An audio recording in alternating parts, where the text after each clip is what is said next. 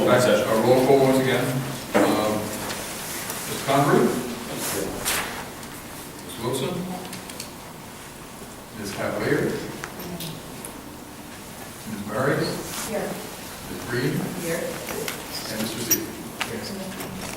And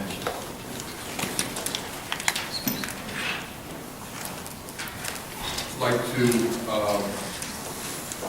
open the meeting with the salute to the flag.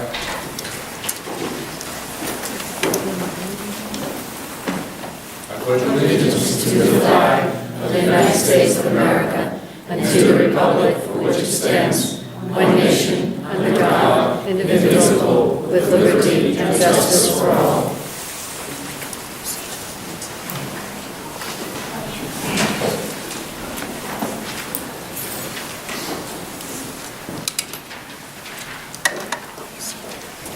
The first item of discussion is the election of president. Under our bylaws, since we are that is the first action that should be taken. Close the nominations. Excuse me. Point of order. I think that before we do that, it seems to me, based on Robert's Rules of Order, we have to have a motion to reconsider a previous action. To reconsider previous action, What's the previous action? the election of the president. Well, we had, I'm not sure I follow. We did elect a president. Right. Just for the purposes of, I'm sure most people are aware of Mr. President, acting president, if I may. I mean, there have been 2 resignations from this board. One was Randy, the president, and the other, it's The treasurer is Yeah, but she was the treasurer, I was elected treasurer. oh, you were like the treasurer, okay. Even though the press said otherwise. I don't read the press. So there was an election for president. We now have a vacancy. So I think it's a new matter. I would see it as a new election. We have a vacancy in the office of presidency because of a resignation. And according to your bylaws, and I'll be honest, I haven't exhaustively looked at it, but I'd advise, because the thought had occurred to me with 2 vacancies, it might be, if possible, advisable to wait, but I'm informed that the bylaws say otherwise, that the president must be elected at the next meeting. So I construe this as a new action, because we did have an election, but that individual resigned. This is now a new election for a new president. So that's, but however the board wants to style it, we do need a president. Under your advice then, the only action to be considered is electing somebody who does not currently have an office to be president? Because obviously you can't have somebody holding 2 roles. Well, I think if Mr. Nelsen were elected to the president or anybody else, who's had an office, they would have to resign that office, because if Mr. Nelsen, for instance, were elected to president, he can't serve in both roles. So we would then have to have an election for vice president, but I don't know that we would have to do that this evening. I think that, as I understand the bylaws, and what's important to me is you do have a president tonight. If there are, how many open, forgive me, how many vacancies do we have 1. at this point? 2. 1 vacancy on files of office and 2 vacancies on board. Okay, but we only have 1 vacancy, and that's the president. So, again, pursuant to your bylaws, they seem pretty clear that you need to elect the president, and you have to do it at this meeting. I am not the biggest stickler on Robert's rules, and I've certainly been to boards where the bylaws have been suspended in a situation where it's practical. But that's up to the board. It's always better to follow your bylaws. Keeps you out of trouble. It's up to the board. It's open to discussion. But the bylaws do suggest you need to elect the president at this meeting. And there's also practical reasons why that's a good idea, because the president can make committee appointments and works to establish the agenda and things like that. So you want to have a president. Now, you're acting president, and you serve in the position of president while there's a vacancy, but it shouldn't go on for too long. So unless there's an objection, I would suggest you do take nominations for president, but feel free to discuss it. It's up to the board. So let's nominate Larry as president, and Peter as vice president. Joe to be president. Vice President Randall. I'm going to nominate Marge. Okay, can we get a second? Again, I like to have seconds on motions. Is there a second for Mr. Nelson? Second for Mr. Nelson. And is there a second for Marge? Marge, I'm sorry.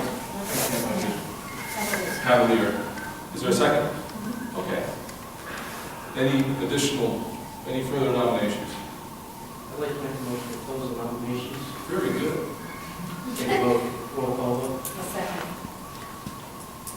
Okay, so first we're going to have an election, a vote rather, on adopting the motion to close the nomination. So you have to call the roll for that. The motion is just to close the nomination. Okay, this motion to close nominations, Ms. Convery? Yes. Ms. Wilson? Yes. Ms. Cavalier? Yes. Ms. Murray? Yes. Ms. Green? And Mr. Seaver? Yes.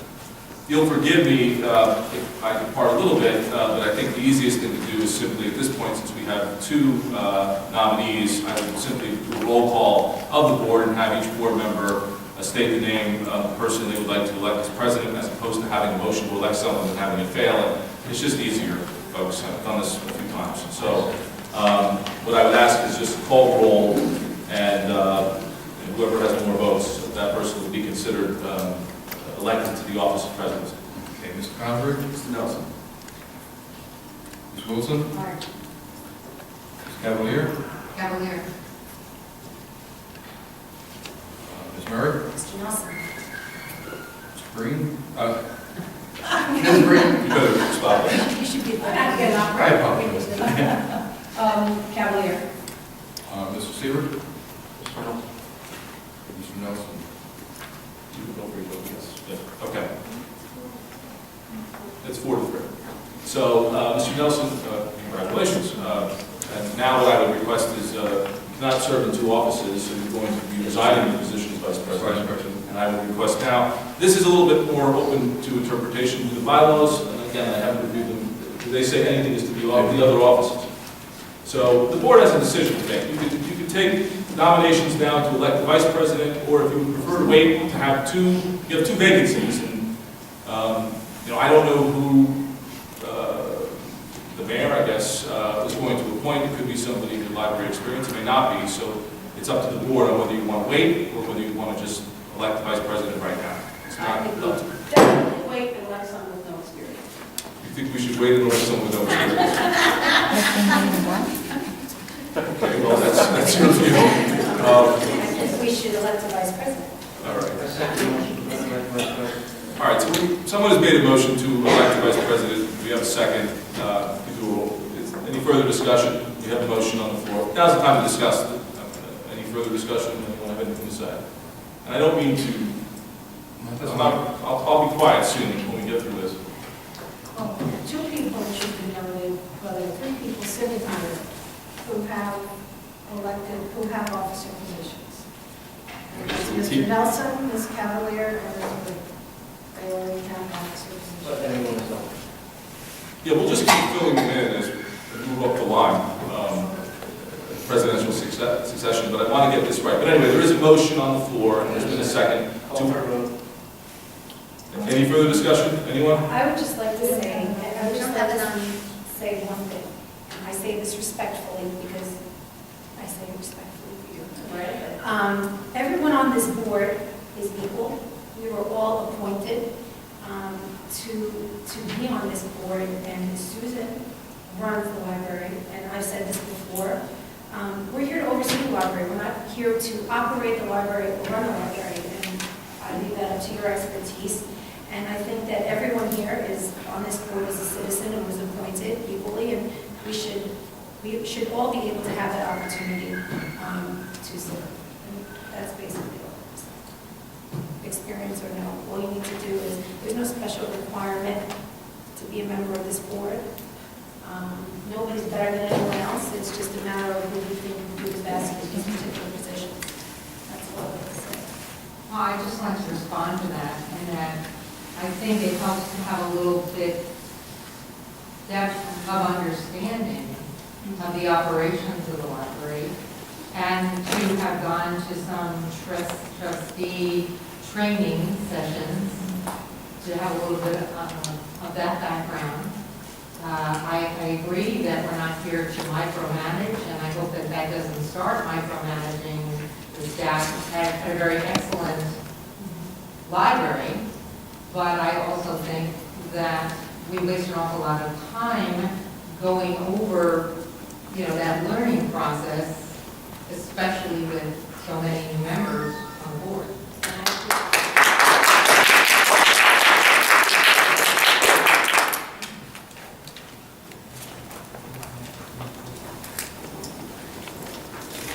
Any additional discussion?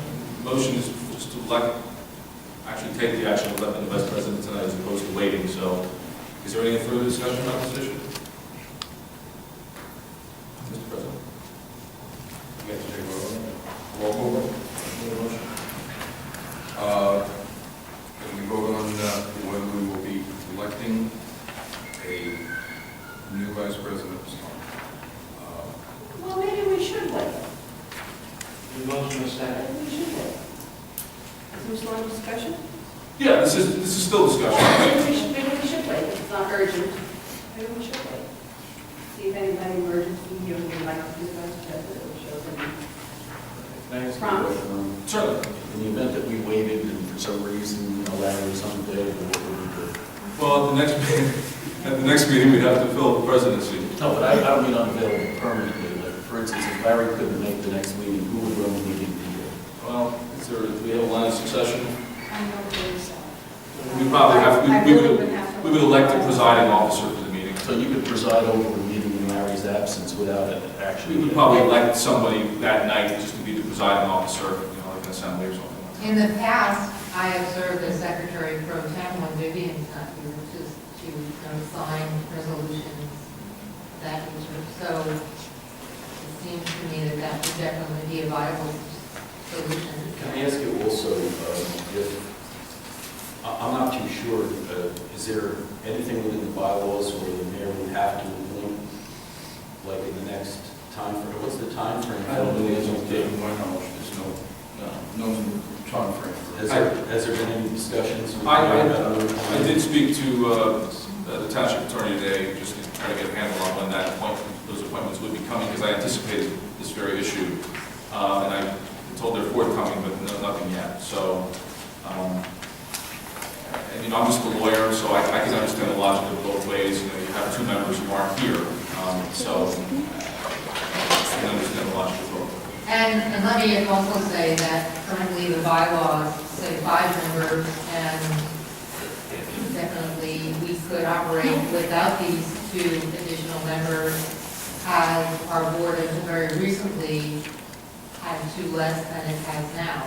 So I don't see the urgency in that either. I'm sorry, Marcia, I have to correct you, is that there was an ordinance, a town ordinance, that is the number of the library board, which overrides our. I understand that, but what I'm saying is that we have enough members to continue operating. We don't have that risk, I mean, I wouldn't want the mayor to wait forever, only because, if we only have 7 and we need 5 for the quorum, it could become more problematic, because you need 5 or 7 as opposed to 5 or 9, and certain times that could be a problem. So, we would like to have the 9, within a reasonable period of time. But the answer is I don't know when that's going to happen. I would like to state that I would rather wait. I think that at this point, until we see who the mayor appoints to the board, I'm new to this as well, so I think that at this point, I'd rather reserve. I think that we probably have a better understanding of where we're going once we know who's sitting in the other chair. That's my feeling. Anybody else we can vote on, or go with the voting motion? If that seems to be the consensus, it's up to you. No, wait, just tell me one more thing, if Larry warrant be here at the next meeting. What we would probably do is, we would either have select someone, you could elect someone just to be the presiding officer, just for that meeting, just to run the meeting. Don't miss the meeting, yeah. I was hoping Larry did that meeting, but I believe Mr. Gabrielan was very busy.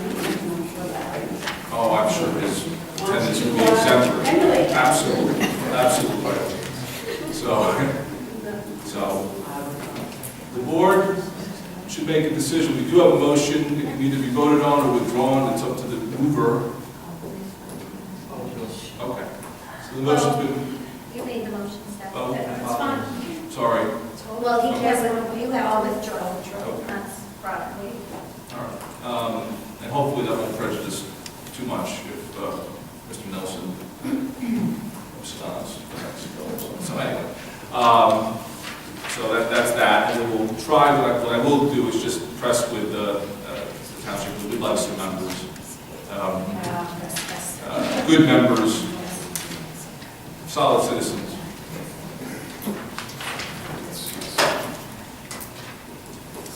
Is everybody comfortable? More or less? Good. Okay, well, or- No, the motion was withdrawn, so we can move forward with our agenda, Mr. President. Okay. We're coming up on our public session, and time may be allotted for public comment at this meeting. Each speaker may be allotted a limited time when recognized by the presiding officer. Individuals wishing to address the board shall be recognized by the presiding officer and shall give their name, address, and the group of any they represent. While the board encourages public participation and reserves the right to the presiding officer to terminate remarks and or by any individual not in keeping with the conduct of a proper and efficient meeting. The board will not respond to questions during the participation portion of this meeting. The board will not respond to questions during negotiations, terms and conditions of employment, evaluation of performance, promotion, disciplining of any specific prospective or current employee.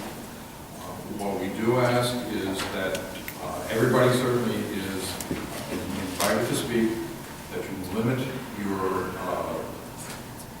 speaking to a maximum of 5 minutes, at which time we'll ask you to sit down and let another individual participate. There are two public sessions now and at the end of the meeting. We ask at this time any public comment be limited to items that are on the agenda. We'll go through the rest of the program and then open it up to any additional comments. Floor is open for And Mr. President, just ask, make sure you give your name and your address.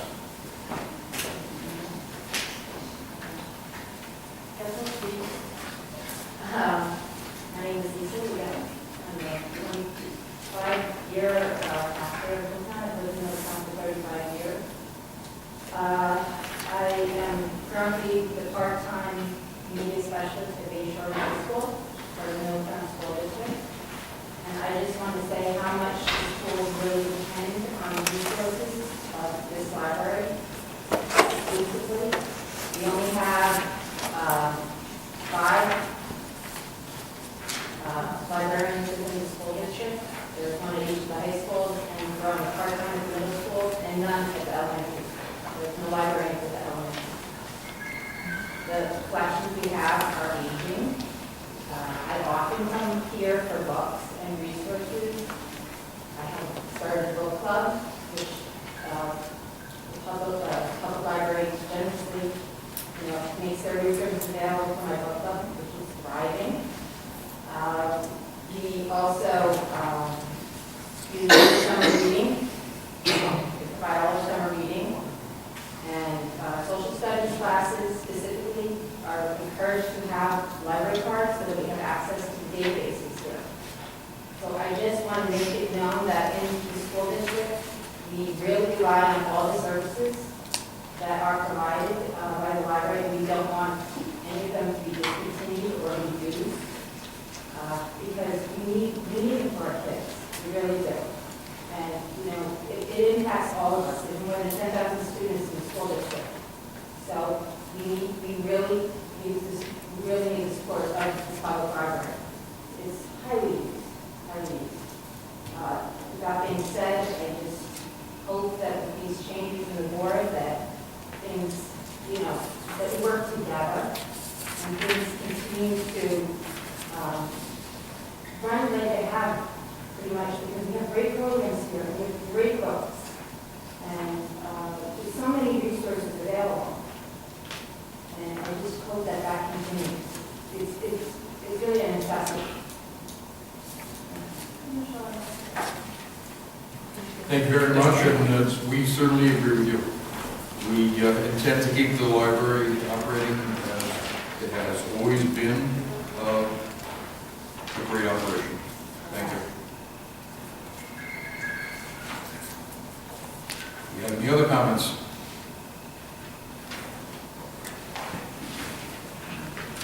Hi, my name is Cheryl Keene. I live at 128 St. Gallery, Nelsen. I'm a fourth generation that we live in Nelsen. Our community library is very important. I work at the school that lives right next door to the library. I have to agree with this lady. Our resources in our school are very small, and the number of children that we serve. Most of them use the library as not only sources for their education, but also for recreation, for a safe place to be, for reading, for quiet times. Our librarian is excellent living. She always provides for them. All the kids know they can go there anytime, even during the summer. It's important to them. We have our elderly in the neighborhood also, who have no means of getting to this main library. We will place them in the library to get their books, and it's important that we serve those people also. I also find that when you have positive things in your neighborhood stays positive. You believe the positive things in your neighborhood, it's when you start having problems. And I think it's important that we serve our community. It's a small institution in our neighborhood with so much impact. And I would really love for you to consider the fact that we did not cut our library services. I know as a child, I would went to that school, and it's important. It's important for all kids that they have that type of support and they need something good, our place for them to go. And the library there has been used for many different things, Boy Scouts, Girl Scouts, dance places for the school. We've had functions even from the school there. So I would really hope that you would consider keeping that as such. And anything I can do about the library. Thank you very much.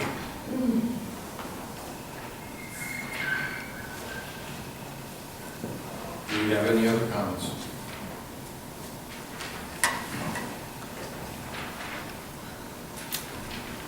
My name is Ellie Sturbo, and I live in Middletown on my twin works. And I'm a 28-year resident, and I'm an employee here at the Middletown Library for 4 years.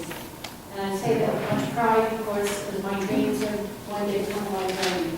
And I want to say that libraries, I come from a large family, and so having access to a library, especially nowadays with the economy the way it is, a lot of these kids who would not have the opportunity to experience things like art and crafts and gaming and having access to books and movies, we provide that opportunity.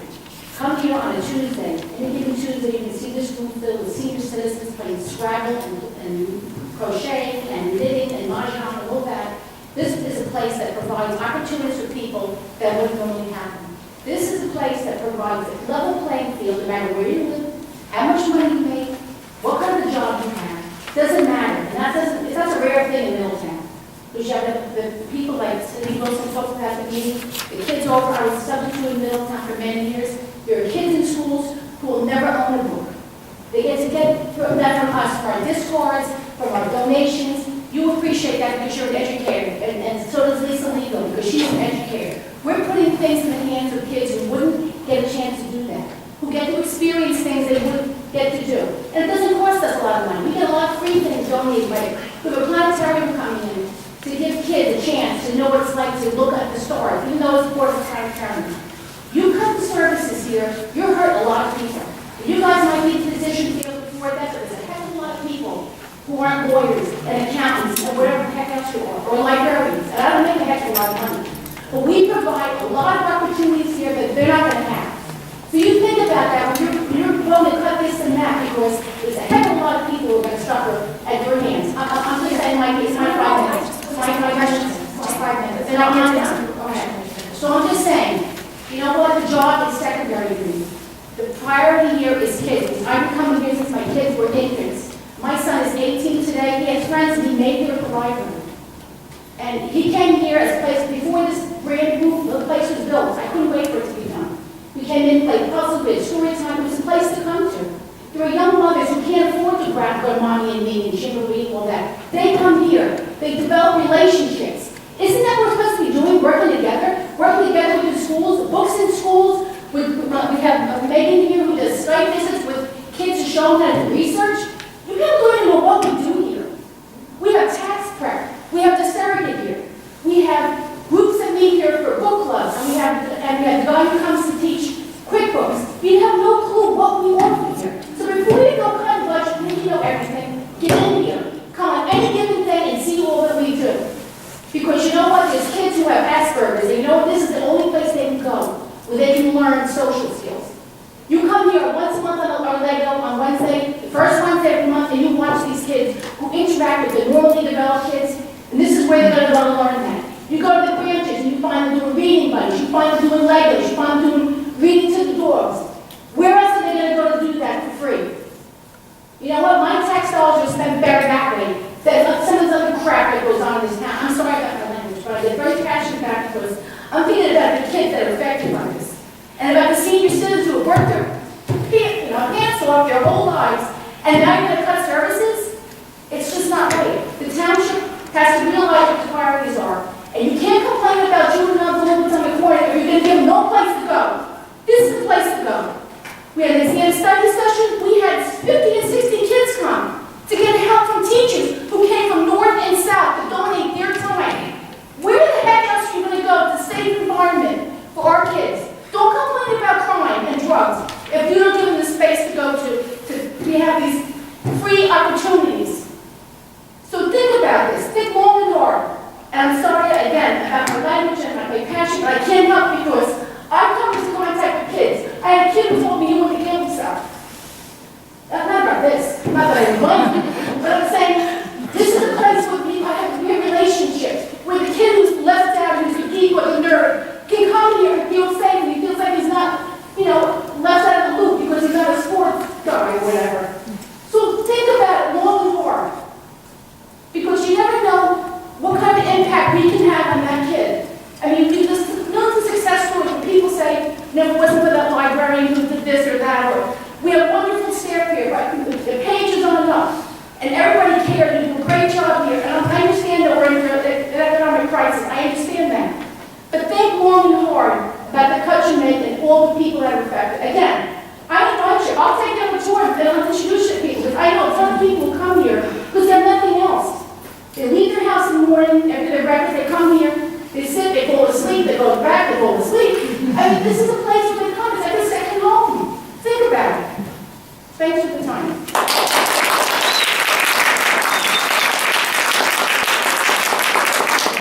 Thank you very much, and I can assure you that all of us, everyone up here, has the library's interest at heart. Ma'am, I thought we weren't, this is the time to listen to them. Oh, you have to respond? I think that's we're trying to move the meeting along, and that's what we said. We were going to listen to what they had to say. Am I wrong? We can't disrupt. I don't know. No, I just want, I don't want you to have this idea of, we're not cutting anything. And my kids use the library. I have 3 kids, and I do come to this library. I've been coming here for a long time. And I don't know where you're getting this idea that we're going to cut services, library services. I was at the last meeting and I saw how you treated But those we're people. not- I saw we're how not you treated, cutting don't even go any there. services. Let's just end. I get my piece. I got this guy smiling at the guy who's the president. Don't tell me this is not fixed because it's a fix. Well, since we're opening it up, are we Let's going move it on. to start? I just have to say that if we're going to reduce the training of the staff and spend so much time reducing that, and then turn around and spend that money on a lawyer here for entire meetings, to me, that's an indication of where we're spending our money in the future. Marge, if we had a lawyer here, we wouldn't have had a problem with our president because a lawyer would have protected him. I don't think Let that's. the lawyer, We didn't have a problem. let the lawyer talk for a minute. If I may, just give me one. Let me just say one thing. I understand that, that's okay, we do have the right to,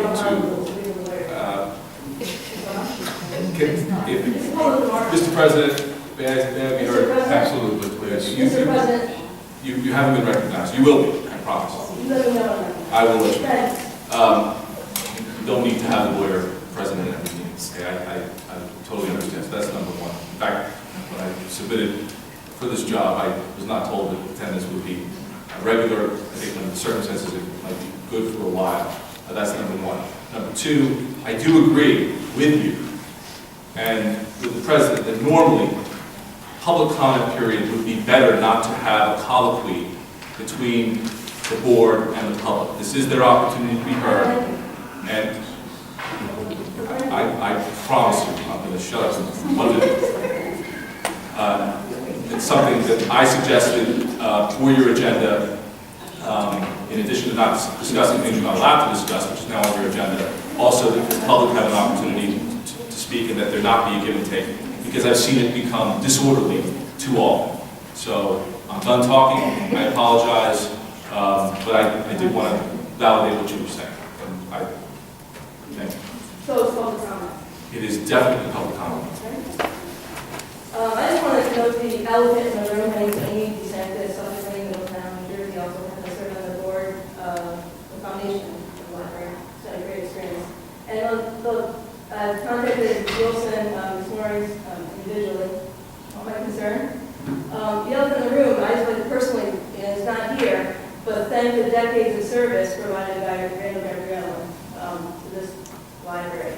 I did not very happy with the order of investigation that occurred most recently. I understand you can't discuss it, whatever it might be. It seems to be the township committee is stacking the board and is there to have more control over the funds. And I get that because I understand there's a lot of financial pressure. But 2 years ago, the Parks and Recreation department had to come crawling to the library to pay for a concert they were committed to and couldn't pay for. Okay, I'll do that right. And then last year, under the pressure of having not managed the township budget correctly, came running over to the library for a second year to ask for $500,000 to pay for to save the police officers and whatnot. It seems to me we're robbing Peter to pay Paul because Peter's not managing the budget properly. And Paul over here, the board of trustees, former board of trustees, and Ms. O'Neill has been doing a great job of managing their budget. And I want to thank those members of the board for doing so. And thank Mr. Gabrielan for all his years of service. I think the audience probably agrees.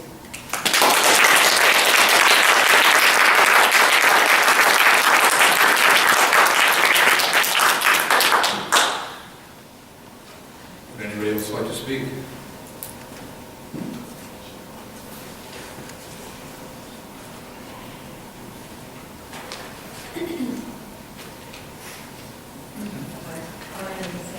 It's not on, we feel that we need to. No, and Mayor Fabiano, 216 Erie Drive in Middletown. I would like to thank all those that have worked on the library, particularly the past president, in seeing the growth that the library had achieved over decades.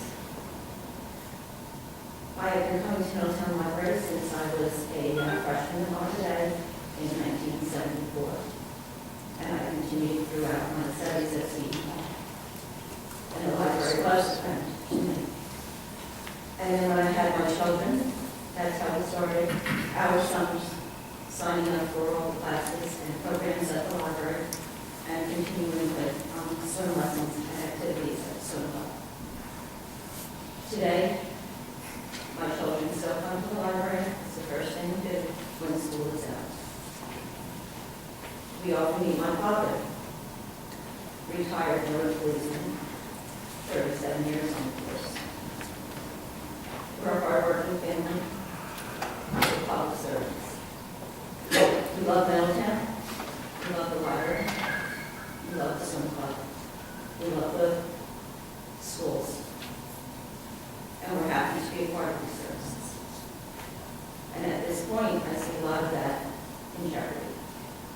And I hope that the decisions that are made in this committee and those in the township committee keep in mind the families and the important programs that Middletown has offered, and that has made Middletown a special place.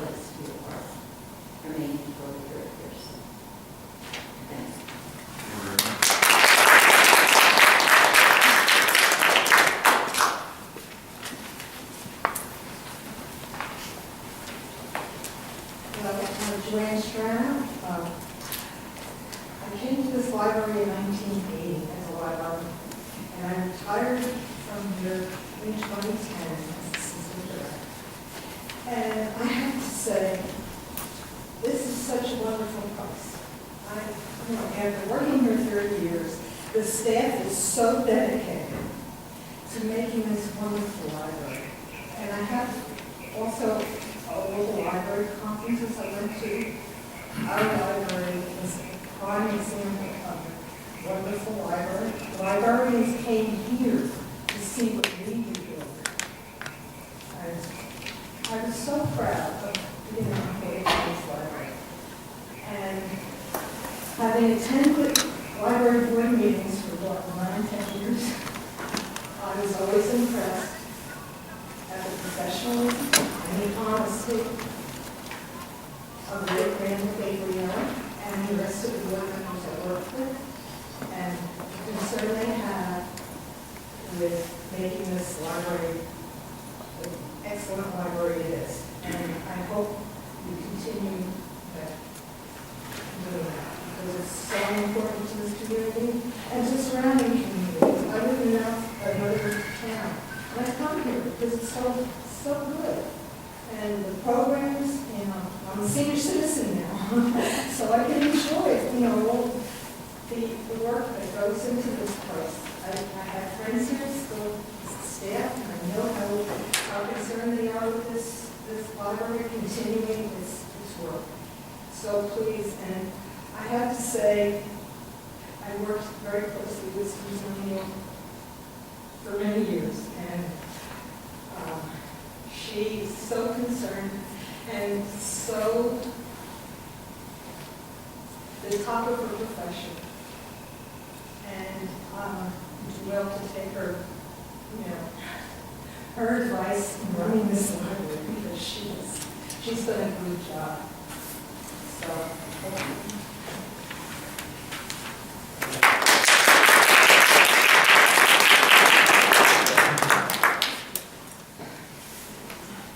Would anybody else like to make any comments? Good evening. My name is Pam Carlson.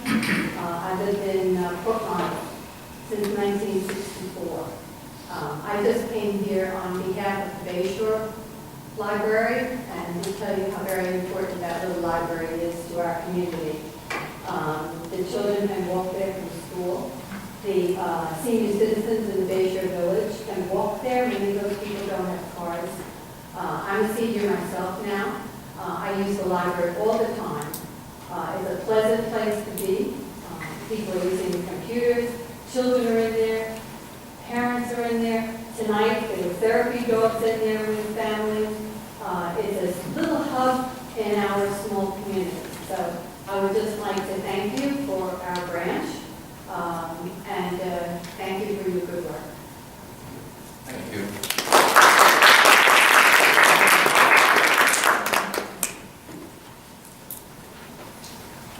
Anybody else like to comment? Could I make a comment, Mary? Certainly. I'd like to make a comment about the elephant in the room, Mr. Gabrielan. Having served with Mr. Gabrielan for many years, he was an excellent, excellent library president. He unfortunately made a mistake, and unfortunately, people took him to task. It's a great loss for this library to lose Mr. Gabrielan. And for the 25 years that he served here, many township committees have come and gone, had their brief moment in the sun, yet he stayed here and worked all that time. And dedicated himself to Middletown, not only in the library, but writing the books about Middletown that got him in so much trouble, which is really a shame. I hope that we can continue the fine example that he has set. And I do think it's a shame what happened to Mr. Gabrielan. He's a very fine man. He did not leave this library in a cloud of disgrace. I would have liked to have seen in the newspaper articles about him, as people said, well, this was unethical, this was this or this was that, with a little afterthought saying, however, we thank him for his 25 years of service, and we are very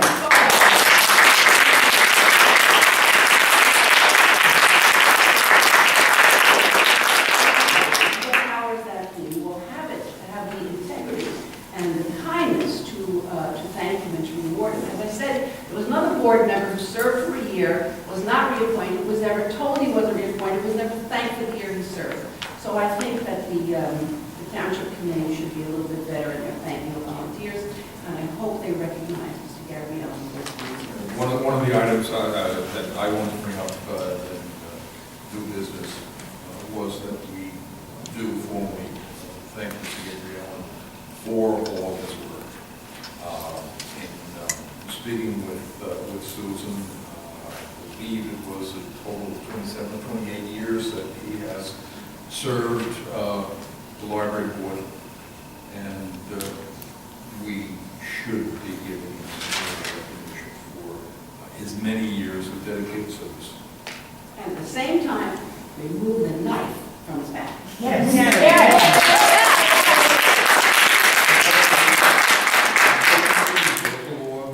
And he did resign. Do we have any other comments?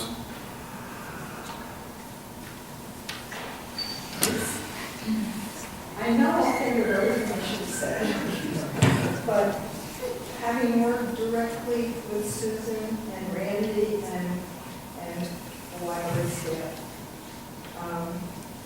I know firsthand how careful they are with the money and how careful they are with the budget and getting the most out of everything. So please keep that in mind. As I said, we have the library's interest. I hope so, Personally. because it's, as I said, I think I speak for everybody. We are all library users and realize the asset that we have here to the entire township and don't want to do anything to threaten it. And also, one other thought. One last one. One other thought. That real estate agents show the library to prospective buyers as the gem of the town. And it is. So that's where your funds should go. If I could just ask you a question, Sir. it would ease my mind a lot if I could hear you say on the record that you are committed to keeping this the Middletown Township Public Library and not a branch of the Monmouth County Library System. Yes. Because we have heard people say that in their campaign speeches. It wasn't me, and it wasn't us. But it was somebody who was just on the board who, is still a very visible presence in the township. So, Can I comment? can I ask you that? Can I just? And what's the specific question? I'll tell you what, is there any other public comment? No, I want you to answer. Oh, then you're going to decide whether you want to say something? My question is, it will do a lot to make me feel more comfortable if I can hear you say that you're committed to keeping this a Middletown Township Public Library and not a branch of the Monmouth County Library System. I am committed to that, yes. Not to say that it couldn't happen, and I don't intend for it to happen, but yes, I am committed for it to be a self-sufficient operation in Middletown. I'd like to comment, and I think it's due. There are new people on this board. And, I'm very sorry, I forget your name now. Ellie. I commend the energy and the way that you spoke at this podium. I resent the fact, and I think, with all respect, Ms. Cavalier, that you're being divisive. My name is Marjorie Gabrielan. Marjorie Cavalier, and I apologize, I can't see your name. I think you're being divisive. I think that there are members on this board that will have a learning curve. I think that if we've accepted an appointment, I've spoken to the mayor once since I was appointed to this board. I have 4 kids that use this library. My wife flew out to New Orleans this evening. My 4 kids are at home. I'm sitting here. I met with Miss O'Neill and Mr. Nelsen for about 2 hours a couple days ago. I have a right to get a learning curve, and every other person sitting here does as well. And I think that the public should stop reading the papers, and the public should look at the people The public should look at the people that have been appointed for this board without passing judgment on what they think they're going to do. Because we're in a position where we sat down, we want to see the budget, we want to see the way that the library board is going to operate, and we want to learn. And I think it's too quick to pass judgment on the people sitting here. I really think it is. And I welcome the opportunity. I'd like to take the tour with you. I welcome the opportunity to see what I think I already know, which is that we have one of the best library systems in the county. And I've said to Ms. O'Neill how much I appreciate what I believe she's done. And I think to look at this new board as I think the statement was made, the deck is stacked. Listen, think what you want. I'm coming to this board to look at what I can do to help Middletown Township. And that's what I'd like to say. And I think we will do. Yeah. That microphone's not on, sir. Can you speak up? I have trouble hearing you. That microphone's not on. Show them how to it's Oh, Amy, you have to hold me.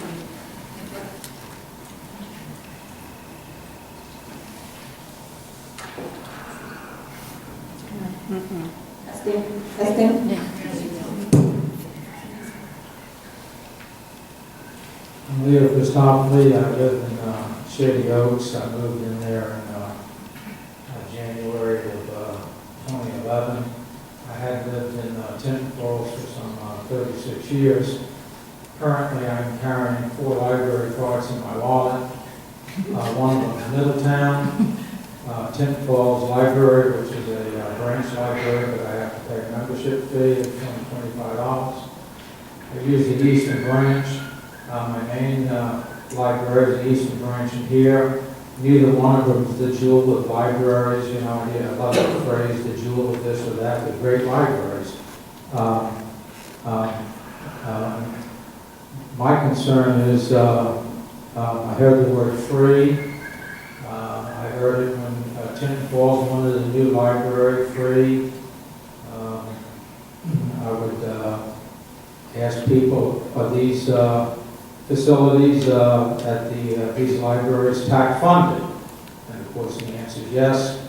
And if they're tax funded, then the services are tax funded. If the services are tax funded, the personnel who are employed to distribute and run out the materials and do the custodial maintenance work and everything else in the operation of facilities, it's all tax funded. There's no such thing as free. It's tax funded borrowing, which for certain people who do not pay property or commercial taxes, it is literally free at their expense. Having said that, I'll cut to the quick. There are 14 branch libraries in the Monmouth County system. I use those libraries. You go to Colts Neck, it's a branch library. I go there. I go to other Western Long Branch, the branch library. In addition to the branch libraries, they have member libraries like Tinton Falls Library, where I go, if not here, daily to read the newspapers, borrow DVDs, and get books and whatever else. It's all tax funded. The borrowing is free as long as the taxes are there to pay for it. As these people have spoken to you tonight out of concern and compassion, I would ask you to have some compassion for the taxpayers. And having said that, I would ask you, based on the suggestion made by the lady to my right, at the end of the table, with disrespect that I'm new here, that maybe you need to do a feasibility study and see how much taxes you may save, can save, if this library, once you get through all the legal logistics, if this library could save the taxpayers money by going to the county system either as a member or a branch library, the two avenues you can go.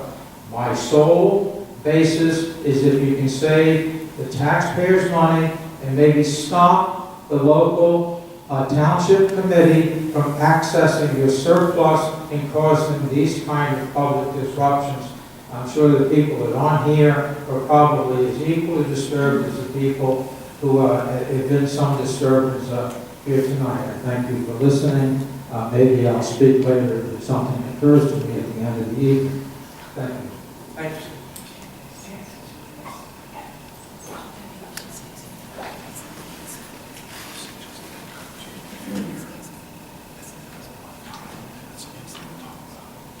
Has anybody not spoken that would like to?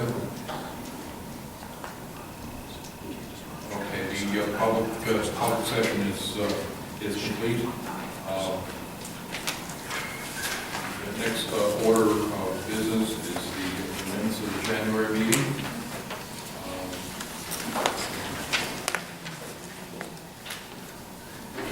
Any comments? Or do we have a nomination? Motion to approve the minutes. A motion to approve the minutes as submitted. I'll make the motion. Second?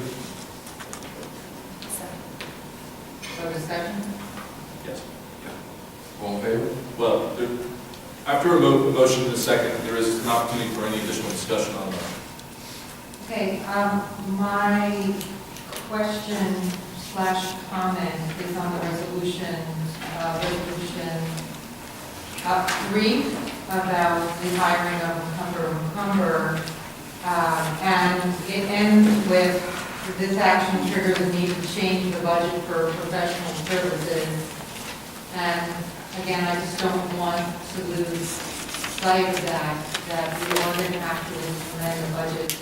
And with increasing the line for legal services, it will result in a cut in other services.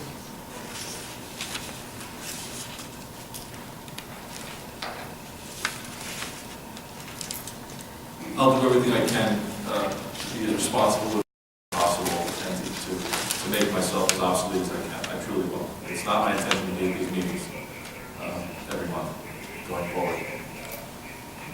And as a Middletown taxpayer. And as a Middletown taxpayer. Can I ask a question? Did we vote on having Mr. McCumber at every meeting? It was a part of the. Because I remember discussing it, resolution to and hire them. I remember recommending that it might be the case, but I also thought that I said we should investigate whether other boards had attorneys at other meetings. If Mr. McCumber and the rest of the board feels that it's not necessary for him to be at every meeting, then we should vote on that, and I'll support it as well. I was at the point of last meeting trying to make a recommendation that we should look at it as a consideration. And I don't know, I haven't seen the minutes because I guess they were emailed, they weren't in the packet. Were they in the packet? Yeah, so I did not have them with me tonight, so I don't know whether there was anything about that in the minutes, but did we we didn't vote to have Mr. McCumber at every meeting, did we? Part of the resolution. So does the resolution say that he's going to appear at every meeting? And that regular monthly meeting. Okay. Any attendance at regular monthly meetings, Okay, so But only, if needed. right, if only if needed, if that's what you had agreed upon at the last meeting. all right, well, certainly with tonight's... Absolutely. Start with regular attendance and then. Let me just say this. What typically happens when I'm employed by a board such as this, certain Board of Educations, I go to their monthly meetings because we have legal issues that come up all the time. We have tremendous amounts of staff. We have special education issues. We have litigation issues. These are big school boards, some of them. So my attendance is part of, and I have retainers with these boards. So they get one, I don't have a retainer with this board, it's all hourly. There's a retainer, and then as part of that retainer, I have to come to one meeting a month, however long it is. With other boards, and I suspect it would be the case here, once I have had some suggestions with how you run your meetings. I will have some additional suggestions on how the agenda is constructed and how you run your meetings. Already I see some things here tonight which I would prefer we not do. And once I think, the board's in good shape. I don't think I need to be at every meeting unless you have a grievance or a litigation issue. There's really no need to have me at every meeting. It would be as requested. Maybe I could come to 1 or 2 a year just so I don't lose sight of, some of the issues and the people. But that's up to the board. I don't think it was my intention. In fact, your RFP did not indicate that there would need to be attendance at meetings. And this conflicts with a regular Board of Education meeting, the Henry Hudson Board of Education, which I represent. This conflicts with that meeting. My illustrious father is covering that meeting tonight, so I can be here. So it was not, I certainly did not anticipate coming to all of your meetings, but I think, the idea was for a couple of meetings to make sure your agenda's in good shape, the meetings are run in an orderly fashion. We did have a grievance tonight that we still have to deal with. So these are the reasons. But so if the minutes reflect that I'm being retained and the anticipation is I'm coming to every meeting ad infinitum, maybe that needs to be modified. Let me just say that and reiterate what Marge brought up about the trustee workshop. Unfortunately, that comes 6 months into the year, and that is a full day of training for trustees that will cover so many of the procedural questions, the legal context, your fiduciary responsibilities, that it doesn't, you can't learn everything in one day, but after 5 months of experience and taking this one-day workshop, I think that you will be ready to fly without the presence of legal counsel at every meeting. But it's a I would do my best to make myself obsolete and superfluous. I promise. I believe that was the intention of our meeting last month. Okay. I think there was consensus there. To make me not obsolete. Not that, Is that the intent? I can share some of that. Thank you. So I think, the minutes from this meeting can reflect that reality. Okay. Do we have any other questions on the minutes?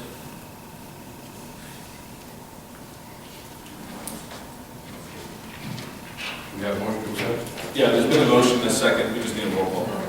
Okay. Mr. Conrad? Accept. Ms. Wilson? Accept. Ms. Cavalier? Abstain. Ms. Murray? Ms. Breen? Yes. Mr. Siebert? Yes.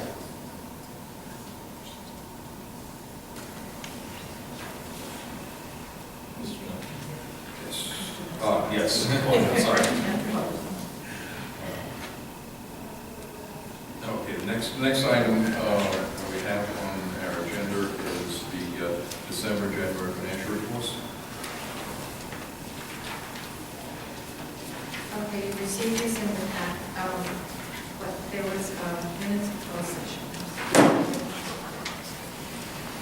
Closed session minutes do have to be approved.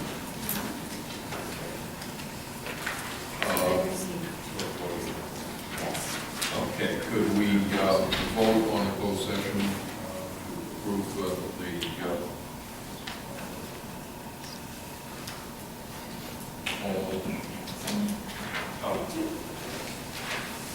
Did everyone have an opportunity to review the closed session minutes? If not, then. If not, we can hold it.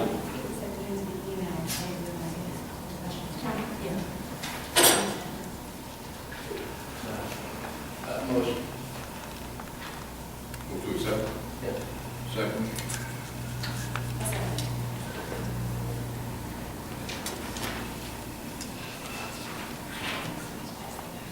All in favor?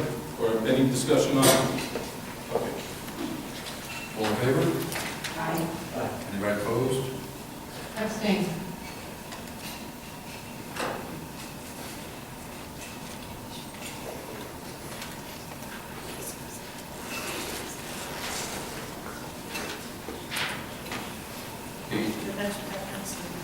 Okay. Okay. The December January financial reports? Now, what I normally do here is take questions if they are questions on the voucher list. There's a new voucher list that we registered has come around and taken the one that was in your packet because we had an addition error on it, and that's been corrected. And I'm speaking about the one that says Middletown Township Public Library, February 15, 2002, and for 2012 funds. So they won't have new ones? Okay. And so you have two voucher lists, one for payment of 2011 bills and one for 2012 bills. So if there are, these have been reviewed by the President Nelsen as well as the Treasurer Cavalier. So if you have questions regarding any item on the voucher list, I'll be happy to answer those questions. Just one small question. Okay. I see the picturesque landscape with snow and ice removal. Do we talk to Ted Maloney about the town can come in and do that for us instead of us paying for it? Let me, in terms of, has there been an update on Yes, this? it has. Okay. Not really, Mr. Maloney had received the RFP and had reviewed it and told us that he would prefer, given our priorities and the hours of operation, if when the contract expired, that we would, as his department was undergoing some reorganization and staffing issues, that he would like to be, for the township to be considered at a point in the future. And I believe that's been confirmed with Mr. Mercantile. Are we talking about snow and ice? Yes, snow and ice. Yeah, I did speak to Mr. Mercantanti today, and I think it's something they're thinking about. So a few concerns with the snow and ice removal, but it's something in the future they could look at, but I'm not sure they're 100% comfortable right now. I also thought that just from an operations perspective, since it's a 2-year contract, to assess the performance of this vendor at the end of this snow season, and either put them on notice or decide that we part ways at that point, but not to try to break the contract while we're in the middle of the snow season. And so this is just for, because they bill per event, this is just for that little snow we had that Saturday in June. So I'm curious, how do we break a window in the children's room? There was probably a bead or a rock that got thrown up against the window, and then over a period of time, it actually took about 2 years, the cracks started to grow, and we eventually had to replace it. Of course, it was a custom-sized window. Of course. At least it wasn't a child run amok. Oh, no. But it's amazing how a little TV size could grow into a serious crack. There is that commercial to the people who come and put a windshield on your car. Car, I'm not sure. Maybe they could have done that for that, no? I didn't know about that. This is special glass, tempered glass, and at child level, I thought maybe we should go there. That is the first event that we've had of that nature with those windows, which is pretty fortunate. We've been in here for 8 years. Okay, so. Are there any questions? Okay. Do I have a motion to accept the voucher list? A motion to accept. Second. All Is in that favor? Rock and Green? No, Murray and that was Green. Murray and Green. Oh, you take a long time. All in favor? Aye. Is it appropriate at this point to discuss the permanent finance committee? Unusual business. The motion was passed, and we does that motion? Yeah, we did. Okay, great. So, We have those new business on the agenda.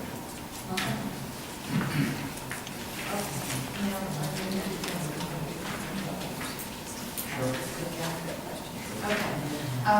So proceeding with the other parts of the financial packet, you have a form that, actually you have two forms. You have a legal size one, That is where we stand with 2011, because as I mentioned last month, we really don't close out until March of a given year, because we're still receiving something, we're close to closing out 2011.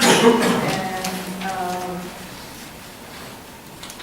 we're down to very little that's still encumbered.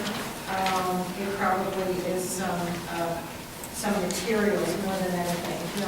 Utilities are pretty much on a calendar year basis, and they're pretty well breaking down in the current year.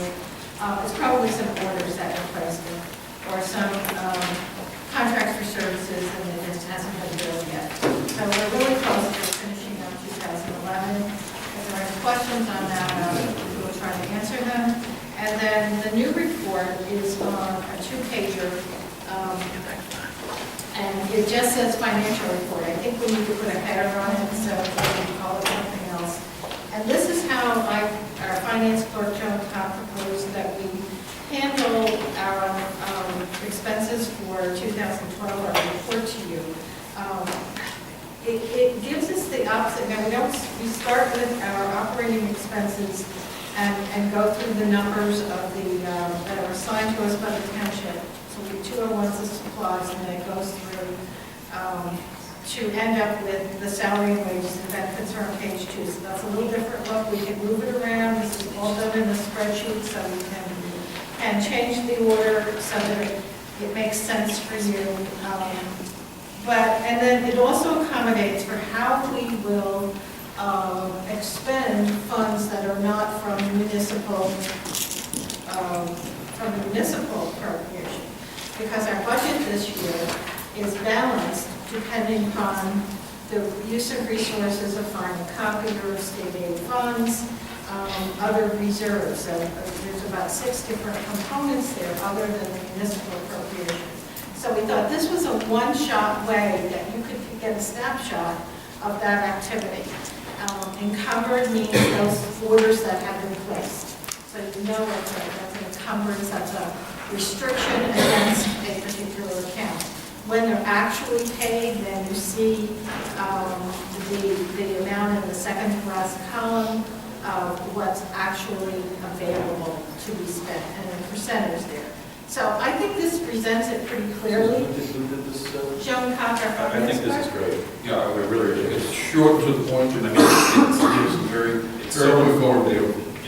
Compared to the This one was a little, it gave us some good information over if you had when you're running a business where your expenses are very even across the 12-month period, it made it a little harder, it's a little more taxing. If we only have a couple of expenses, which I will point out to you as they occur, that are seasonal ones. For example, a bill we just pay once a year. And I'll tell you what that is. One of them is periodicals. We pay a jobber to source out our magazine subscriptions. And we pay that bill usually in September. So in a couple months, you're going to say, how come we haven't paid anything in that day? And I'll tell you that's because it's basically a seasonal purchase.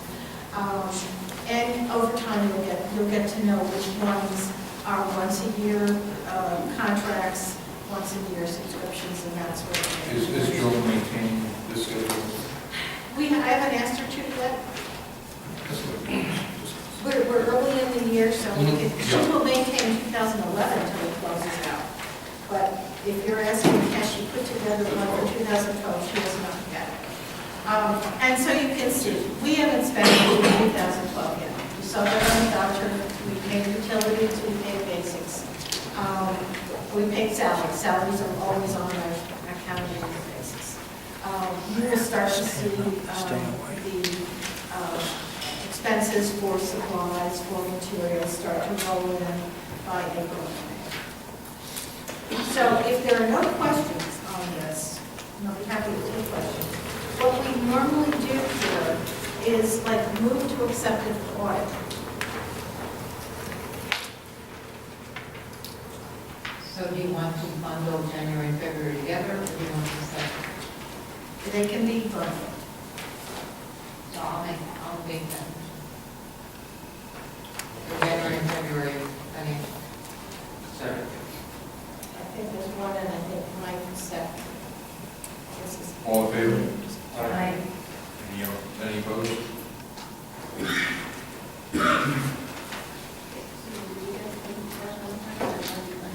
I got it, right. Okay. Now, the statement of accounts is the third piece of the financial packet that you get every month. And that's the multi-page one that shows where money is invested and if it's attributed to an account such as a grant account or state aid, a memorial donation or something like that. I would make, you saw this last month, I think this is your second time seeing this. It's one page shorter, it used to be 5, it's now 4, but the library state aid money that was previously held by the township has now been totally expended, so that account has zeroed out, and so there's nothing to report on that. The township is still holding finding copier money, that is on page, well, the pages aren't numbered, but it is the third page that shows, no, it's the second page. They are still holding finding copier. And I'm sorry, I think it really is the third page. To be sure, it's the 136,000 that they still hold. That account has been working down. It's now about 1/3, 1/4 of what it previously was. That is where the money that was transferred to the township came from. I think that's true. I think we have a need for, on the last page, we have a Hudson City CD that's due March 10th. That is state aid, and we need to cash that in because we haven't finished 2009 state aid this year. And we really should cash that in. And in a money market account because it is in our budget line for 2012.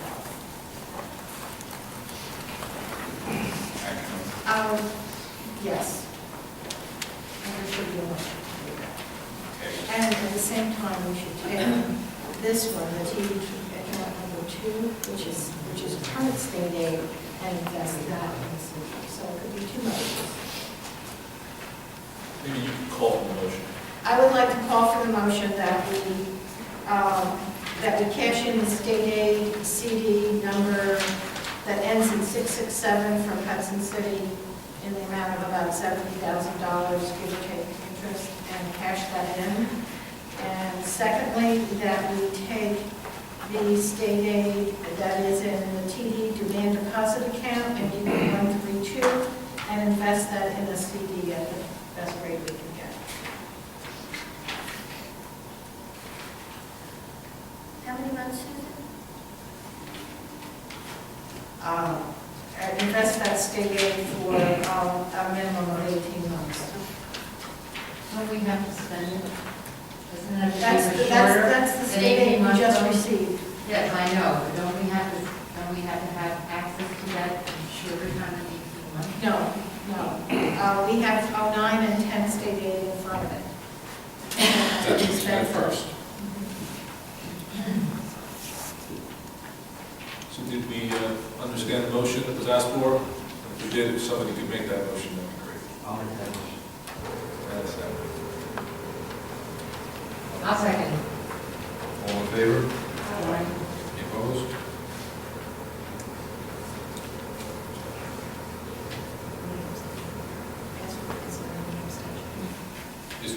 Is there any exceptions? So it's unanimous. Okay.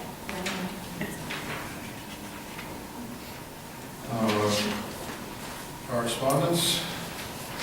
We had some correspondence. Yeah, a couple of emails. There were 2 questions. Just so the public is aware, there was a letter complimenting Megan and Renee for going out to one of the schools. I can't put my finger on it. And the ebook workshop. that And then I again, also Megan, went to. oh, is she gone? Oh, still there. And also a letter complimenting her on untangling a problem with what is that? Great customer service. Thank you. Megan's our go-to techie person. Which we appreciate.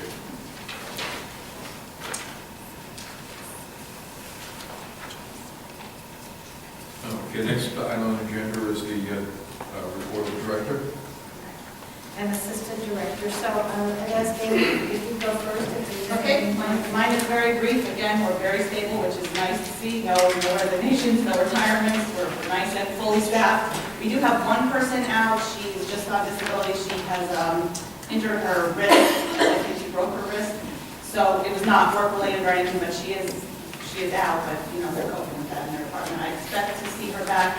Could be by the end of the month. Could be about a week. She has a little more to do. She's in cast. So just down one person there on injury, but otherwise, we are nice and stable. This is choking me up. I know.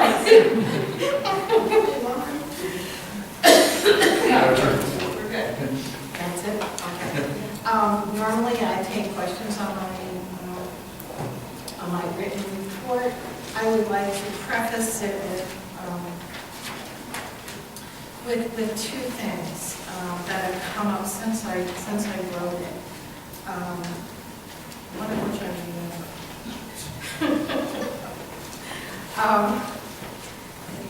There has, as many of us know, both here on the dais as well as in the audience, there's been a lot of blogging about the library. And sometimes when I read things that are absolutely wrong, I want to write away. And advice of the attorney has been, don't jump in the fray. When you have anonymous comments being made, it politicizes what I might say, even if I wanted to correct something, as upset as I might get. There is something that I have read on various blogs on both sides of the line that is really a statement that is absolutely not true. And I think it's important to correct it and for it to be a part of the minutes of this meeting. Someone anonymously is saying that the library received in 2011 a $500,000 windfall. And I think this might be the same person because the word windfall keeps being used, a $500,000 windfall in 2011 due to real estate revaluation. And that is absolutely not true. I prepared a report on library budget history. I started at the year 1990 and went up to the year 2012. Listed the amount of the municipal appropriation, the percentage change, and the dollar change. It's absolutely not true. You will see, because I've accompanied it with a graph, that at the time when this township when everything peaked and property values then started to scale down, and there was the reval and there was the reassessment. That was at the point where the library's budget leveled off and started to go down. There was absolutely no connection between reval and reassessment and the library receiving $500,000 windfall. It did not happen. So I have the history of that in chart form as well as the tabulation. So, and I'll make sure board members know that. So now I'll take questions on my report. Could you just give us a 1-minute explanation of what NEBO does? Oh, that's a question for Amy. Okay, so Mevo is for instant messaging. Actually, the word texting is used here, but it's actually instant messaging. So when you're, on your computer and you want to instant message with someone, not send an email, but just talk in real time. So Mevo is the widget, is the tool that we have on our side, so that, so that we can instant message with customers no matter what service they're using. Okay. It's just a little free tool, and we have it on our site. So we can- And texting from a phone device as opposed to email. Yeah, not texting with a phone, but instant messaging computers. Oh, no, with the item, I Okay, assume. so that's just the program we're using. Thank you. Do you have any other questions? The second draft of the New Jersey History Room, is that meant to be part of the report or something? I put that in for your information. I'm not looking for a policy statement from the library. It's an operational thing. I'm interested in your feedback. The genesis of that is that this room, which is our primary program room, is in such demand that we can't fill all the requests from either the public or sometimes it's a hindrance on staff planning programs where we see that the room is booked.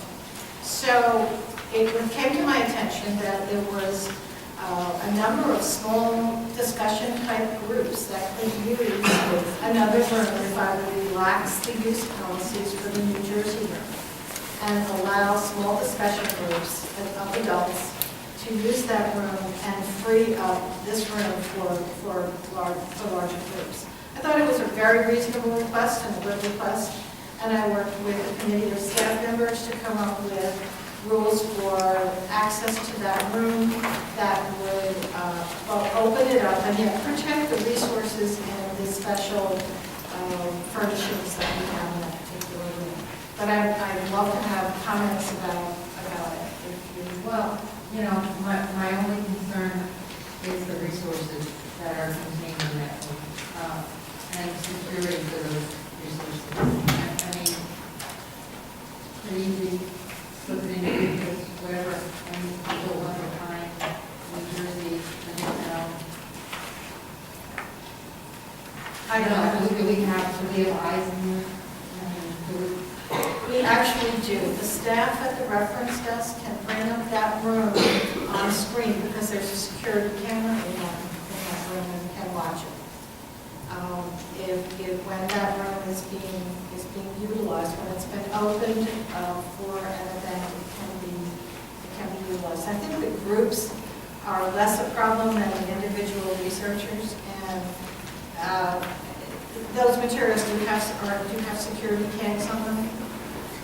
And it is, actually, since he's in the audience, I will mention Scott Kushner has a plan to digitize a lot of the special materials that we have in the collection. And they haven't been done yet, but things like the Stillman papers, the things that are very unique to that library, the Stillman papers.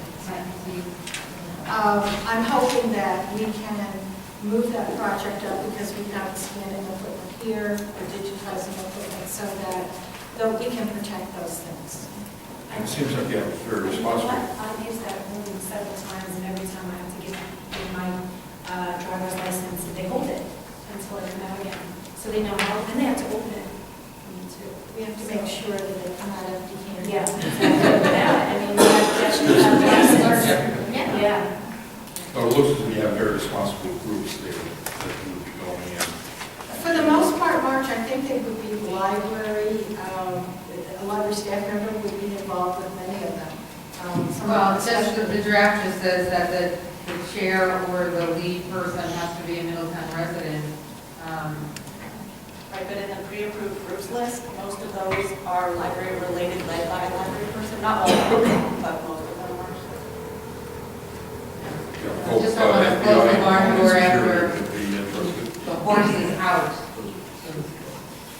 Our priority is to try to fill this room, if at all, to use this room if at all possible. Use the layup whenever we can use the layup. That's now been reconfigured to word form for a conversation. And to go to this room. We do have a special investment in the materials in that room and in its physical condition. So we could evaluate it over time. And I think everyone will get the riot act about watching, being very vigilant and watching to keep that room locked and to watching what's going on. Thank you. Are there other questions? I like the idea of the teen services, every kid work off their library fines. That's probably I think a teachable moment. a lesson in responsibility and get them back on as learners and using the library resources and already prepared that. So we'll be giving her the green light on that list. Any other questions? On the last page, in regards to the PLA conference, I commend you for the technologically advanced approach to having a librarian That's kind of virtually. virtual attendance. Well, it's a good thing that the organization recognizes that not everybody can do that. I think we could get more people to attend a meeting that is in their job area this way. Without a library at home. Well, that's on the agenda for approval later, so you can say that. And I certainly will. So normally you just receive this. And there's no action. I call this the juicy part. The directors. The directors was the juicy part.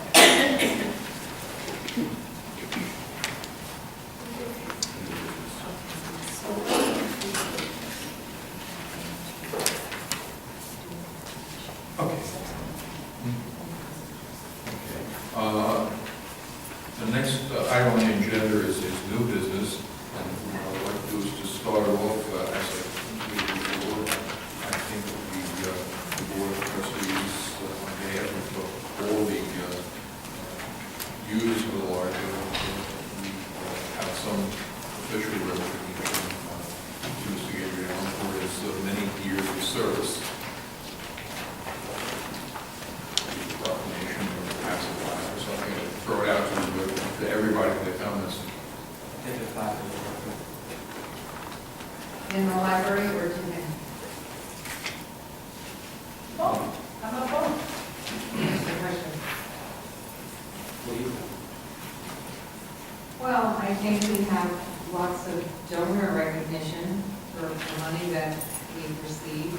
I think it would be appropriate to have some kind of recognition with somebody of his tenure to the library, for him to have a copy and for us to have one here. And something, maybe in the hub, I don't know if there does something would be most appropriate.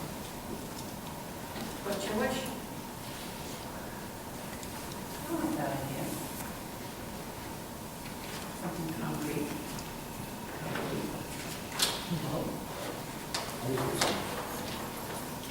Do I aim for next month? Use the Middletown vendor for the cost. Oh, does anybody buy a plaque or anything other than Mary Beth? I don't think so. Just for the knowledge of the board, I did speak to, anticipating this conversation, and I did speak to Mr. Gabrielan today. Some people are reluctant to show up to these kinds of events and get plaques and things like that. And he had some mixed feelings about it, just from a humility standpoint. But I assured him that it would be appreciated. So I think he will, because I have had boards where he awarded a plaque and the individual never shows. So he did advise me he would, despite his humility, would cooperate. Maybe we don't report that. I think it was Very nice to hear. Yeah. Is that the next meeting? So an official invitation will be extended to him to come to the next meeting. And we'll the plaque. Go out to the plaques. That's what I think we're saying. Something for the... 2 plaques.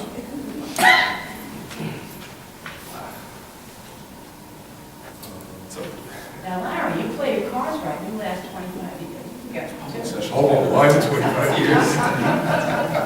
That's a goal for this ordinance. There's another public session. Mr. President, may I speak to the New Jersey meeting again, Mr. Gabrielan, considering that the wrote about Middletown, and would that be appropriate? Throw it out to the way for discussion. I like that. What do you think, Susan? I think that's an excellent idea. So plaque would turn into that. Dedication. I guess it would be like, Yeah. New Jersey. And you could have a copy. We do have named rooms based on donors to the original building. And also, some of the schools, I know their former board members, name was given to room over at South. So, I think that media, television studio. Where's President? I like that better than a plaque because I'm trying not to clutter. Well, there would I mean, be- there would be I a think plaque. that's saying that. It would be a plaque, and it would be associated. Any thoughts? I'm for that. Let's take a vote on it, or? To name a room probably. Well, I think at some point the board's going to have to vote on it. You may want to come back with some ideas, or you're comfortable just, I think, Well, speak to him. we, I didn't tell me anything about naming the room. Well, then I'll be surprised if Yeah, well, that's if it's as long not as reported in the as long press. as it's not reported in the press, so we would Or on ask a for blog cooperation somewhere. with the To make media. sense. Yeah. Okay, so It's everybody, really up to the board. don't tell anybody out there. It's our secret. Yeah, I'm sure that'll. It's an excellent idea. I think you could probably move on that yourself, Susan, you probably. Could we just informally go through what's? Yeah, it could be just a consensus. I mean, you're naming a room, it's, Yeah. can we think about naming the room? No, I think we should do it tonight. it's up to the board. Well, somebody call for a vote. I'll call for a vote, naming the New Jersey room in honor of Randy Gabrielan. And maybe if somebody seconds it, then we can see how it goes. I'll second. So there's a motion on the floor. Discussion. Okay.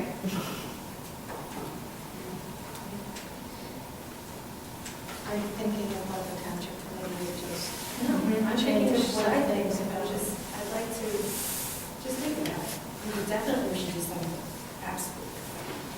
To commemorate the service and the expertise that he gave to this institution for so long. I just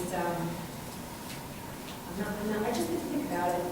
But, you know, everybody's free to vote your own way, you know? I think it's very appropriate, because he really was the heart and soul of this library for many years. He was here for that construction, he's been here for the library, I think it's very appropriate. Yes, the fact that it's 25 years of service. I mean, let's face it, 25 years of coming monthly and spending Yes. an incredible amount of time. As a volunteer, I just think it kind of aligns with what he really stood for. I don't see any reason to hesitate. Doesn't cost him. You know, there's- Well, I think we had a motion, do we have a second? Yes. Yeah, but you can, after the motion is second, typically, that's when you start discussing things. So the board can discuss it unless someone wants to call the question, but, you know, take as long as you need.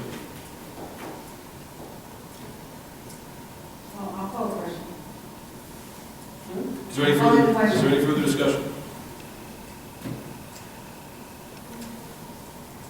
I would do a roll. Are we voting to name the room? Yes. Do we know which room it is? Which New Jersey room. It's the New Jersey room of the district room. Which is down to to towards the... In the reference. In the reference part of the library, Down towards the left. down by, right next to the teen room. I think that it is, correct me if I'm wrong, that there is a motion to make a presentation of a plaque to Mr. Gabrielan, but also to have a plaque outside the room. That calls it the Randall Gabrielan. It was nice and neat, lots of words, just like Randy. I think given his tenure on this board, his association and passion for history in Middletown, I think it would be. Okay, can we have a vote then? Mr. Convery? No, for both. Which one? Okay, yes. Ms. Wilson? Yes. Ms. Cavalier? Yes. Ms. Berry? If the board feels that strongly, I'm going to say yes. Ms. Green? Yes. You know, at some point, you can just email one up. At some point, you are What was your vote? to throw things at it. It's at that point. Mr. Seaver? Yeah. And yes. And carries unanimously. Yes.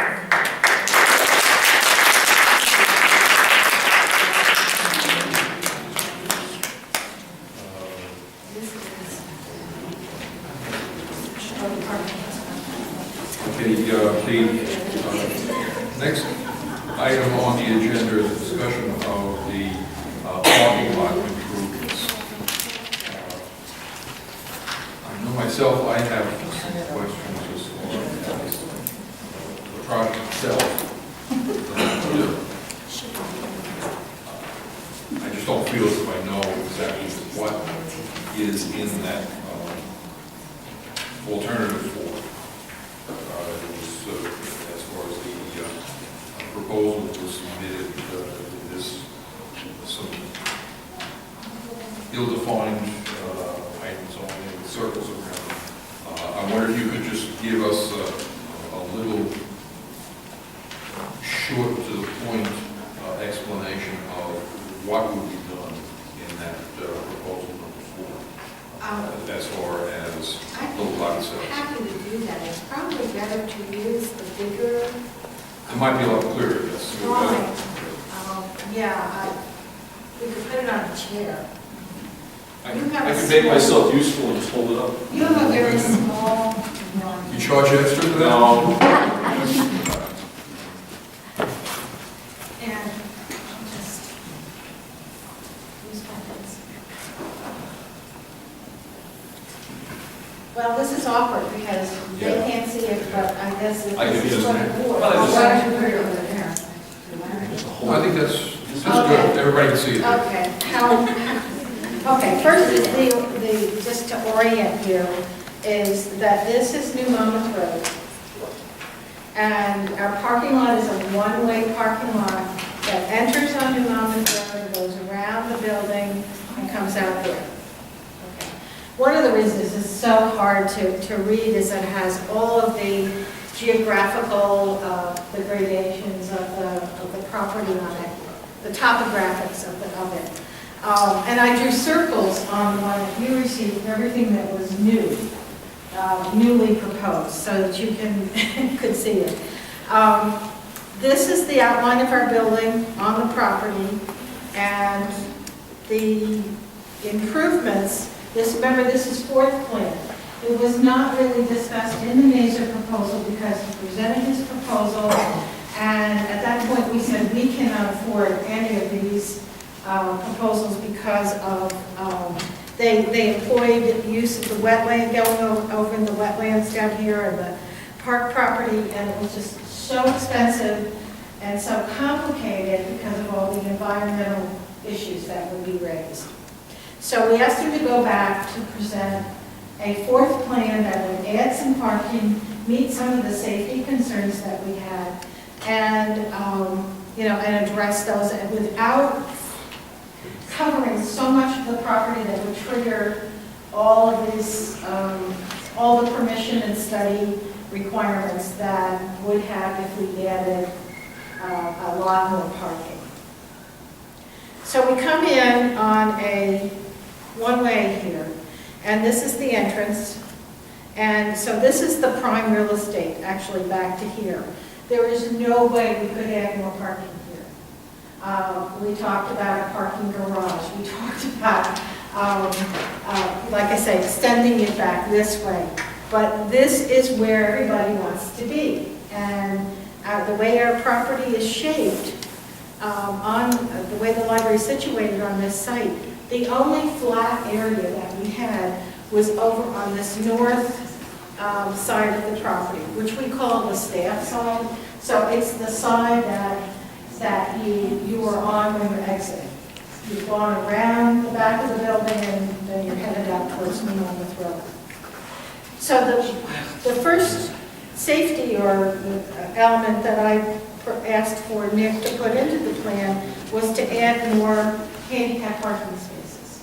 So it adds 2 more handicap parking spaces right near the entrance. We have 4 now. We meet the minimum requirements of the ADA.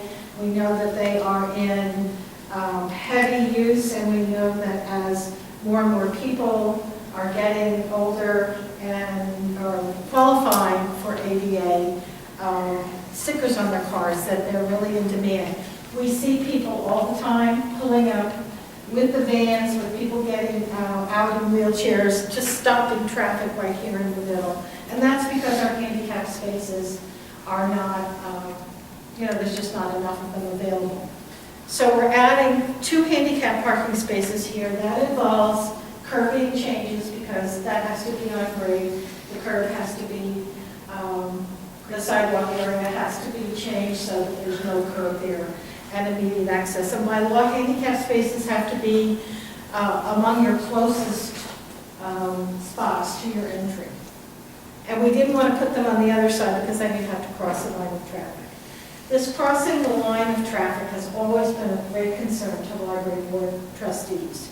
The way this lot is configured, there's no way that you can get in the library. Half the people who visit the library have to cross the line of traffic. So we looked at diagonal parking, we looked at ways to calm traffic. Given the narrow space that we have to work with, we're right up against the property line. We really could not reconfigure this traffic. Reconfigure the parking here. So this plan does have a walkway, at least a designated walkway, and it has a traffic calming or speed bump. So it's raised. It's a little bit like raised. up at the Homedale Commons. That's what we looked at. A walkway that itself would be raised, would have a flat surface. They have like a brick, very attractive brick walkway. Then a second element that they were able to provide, we were trying to find a way that we could maybe even have a drop-off, like a curve that came up, so that people would just be a drop-off pickup point, but we couldn't work that into this design. So we decided to widen a few parking spaces on the other side of the handicapped access for short-term library visits. You getting tired yet? Like a 15-minute, run-in. A lot of libraries have this. If people will obey it, it does keep somebody from hogging a spot close to the building if you're going to be there for 3 hours attending a program, for example. So this is the quick, in and out traffic. We lose a couple of spaces here. We lose probably about 3, maybe as many as 4 spaces here. But I think the flow of traffic, I think it's safer, and I think that people will appreciate finding a space near the entrance when all they want to do is run in. And if people will be courteous to others and follow those rules, then the chances of finding a spot when all you really want to do is run in, pick up your book, and run out. Now, the next part of this, as I work around the curve, is to complete a curbing project that that the board knew about, that we had water runoff at this building. This site, this is a high point of this site that we're on. Water runs this way, water runs this way. We had a conduit installed under this drive, but we never finished the project by installing the new curbing to keep people from sliding off into this grassy area right here. So that's a small part of the project. Then throughout here, it's just striping, it's just relining. This is just striping, this is not a concrete barrier, but then we wanted to find ways that would calm the traffic as people start to exit. I think every staff member would probably say, I've almost been nailed by somebody who is exiting the library parking lot. Because people start to accelerate as they come around the curve, and they're probably doing 30 miles an hour by the time they're in the area where we're crossing. So we are looking to put in a crosswalk here, as well as another one of the speed bumps to control that.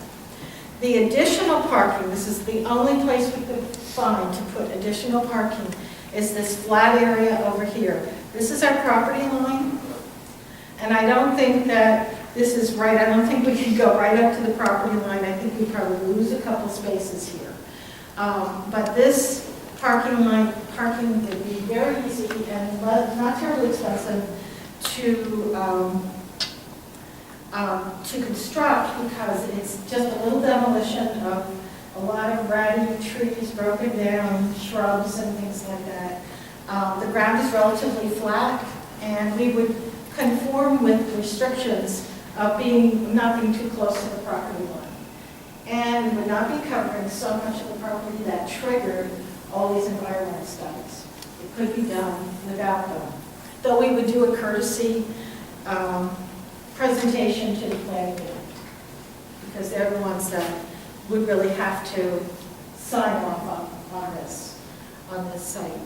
Altogether, this project, we have about 106 spaces now.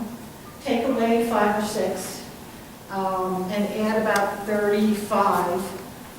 We come up with about a net gain of 30 spaces. Give or take some. We would like to redesign this very awkward aisle over here where staff currently park. It has trees that are dying on it. They're beautiful, but they're dying. It has awkward islands. The whole thing could be taken out, and we could probably gain as much as 6 spots in that island if that was reconfigured. The last part of it would be some more striping, lining and striping the lot. We have a couple of signs that would be posted. The proposal also included a feasibility of where we could put a drive-up book drop if we wanted to do it. But that was not costed out. That was not part of the official proposal of Plan Board.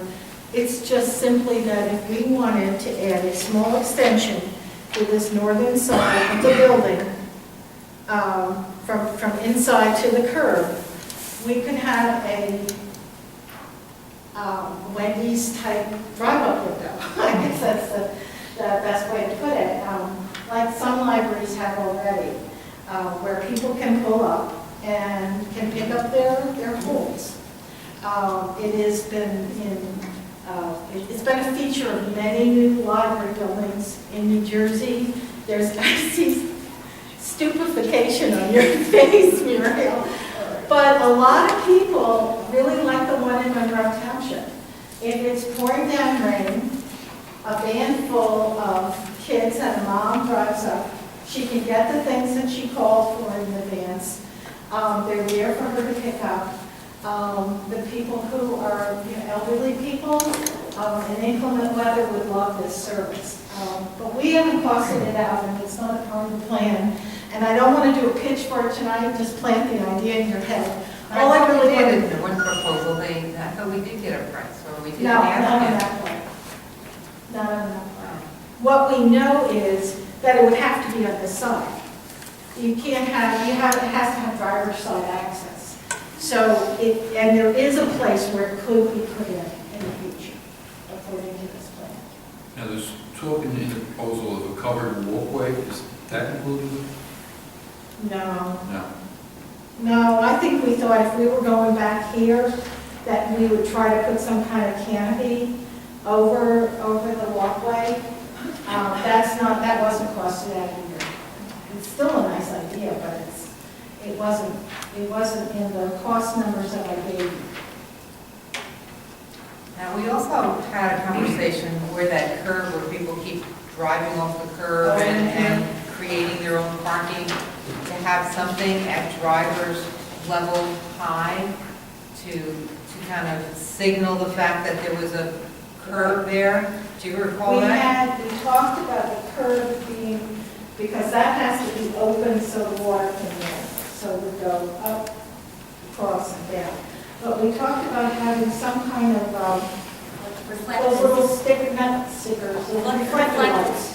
Yeah. And a sign that would indicate no parking or caution or something like that. So, but that's not in the proposal, is it? Oh, it could be. I think that this is, what I'm giving you is about all there is to it at this point. I think that at this stage, it needs to be, these elements need to be brought to the next phase of the engineering study, and they need to be specifically costed out, they need to be investigated from the ground survey, and especially in this area, and before any specifications were written, and vetted with the board and with the township. So, can I ask you, did they ever say to you between the first cost estimate and then the additions, did they ever give you any indication of what the range or the deviation might be? I mean, how close can we look at the cost estimates and assume that it's going to be around that range?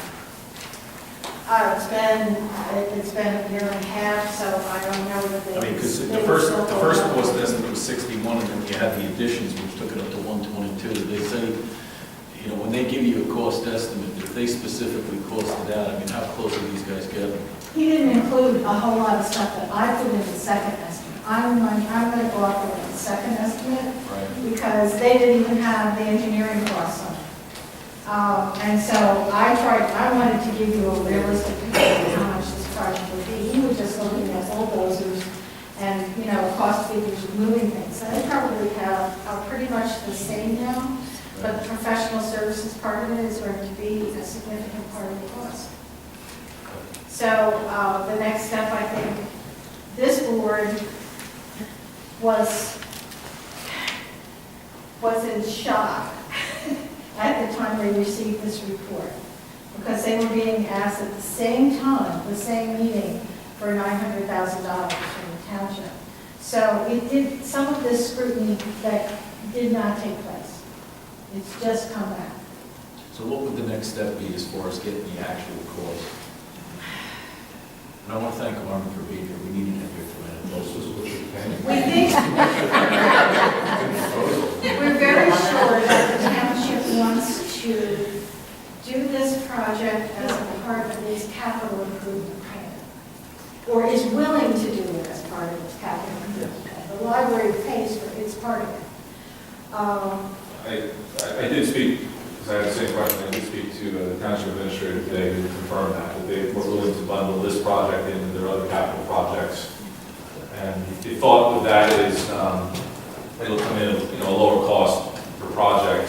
And then the board would still either pay its portion of the bond off with the down payment over time, or pay it off in a lump sum. It's up to the board at that point how we want to work it. But Mr. Mercantante wanted to kind of get a handle soon as to what the board wanted to do, because the stuff has to be put out to bid relatively quickly. I did have one question.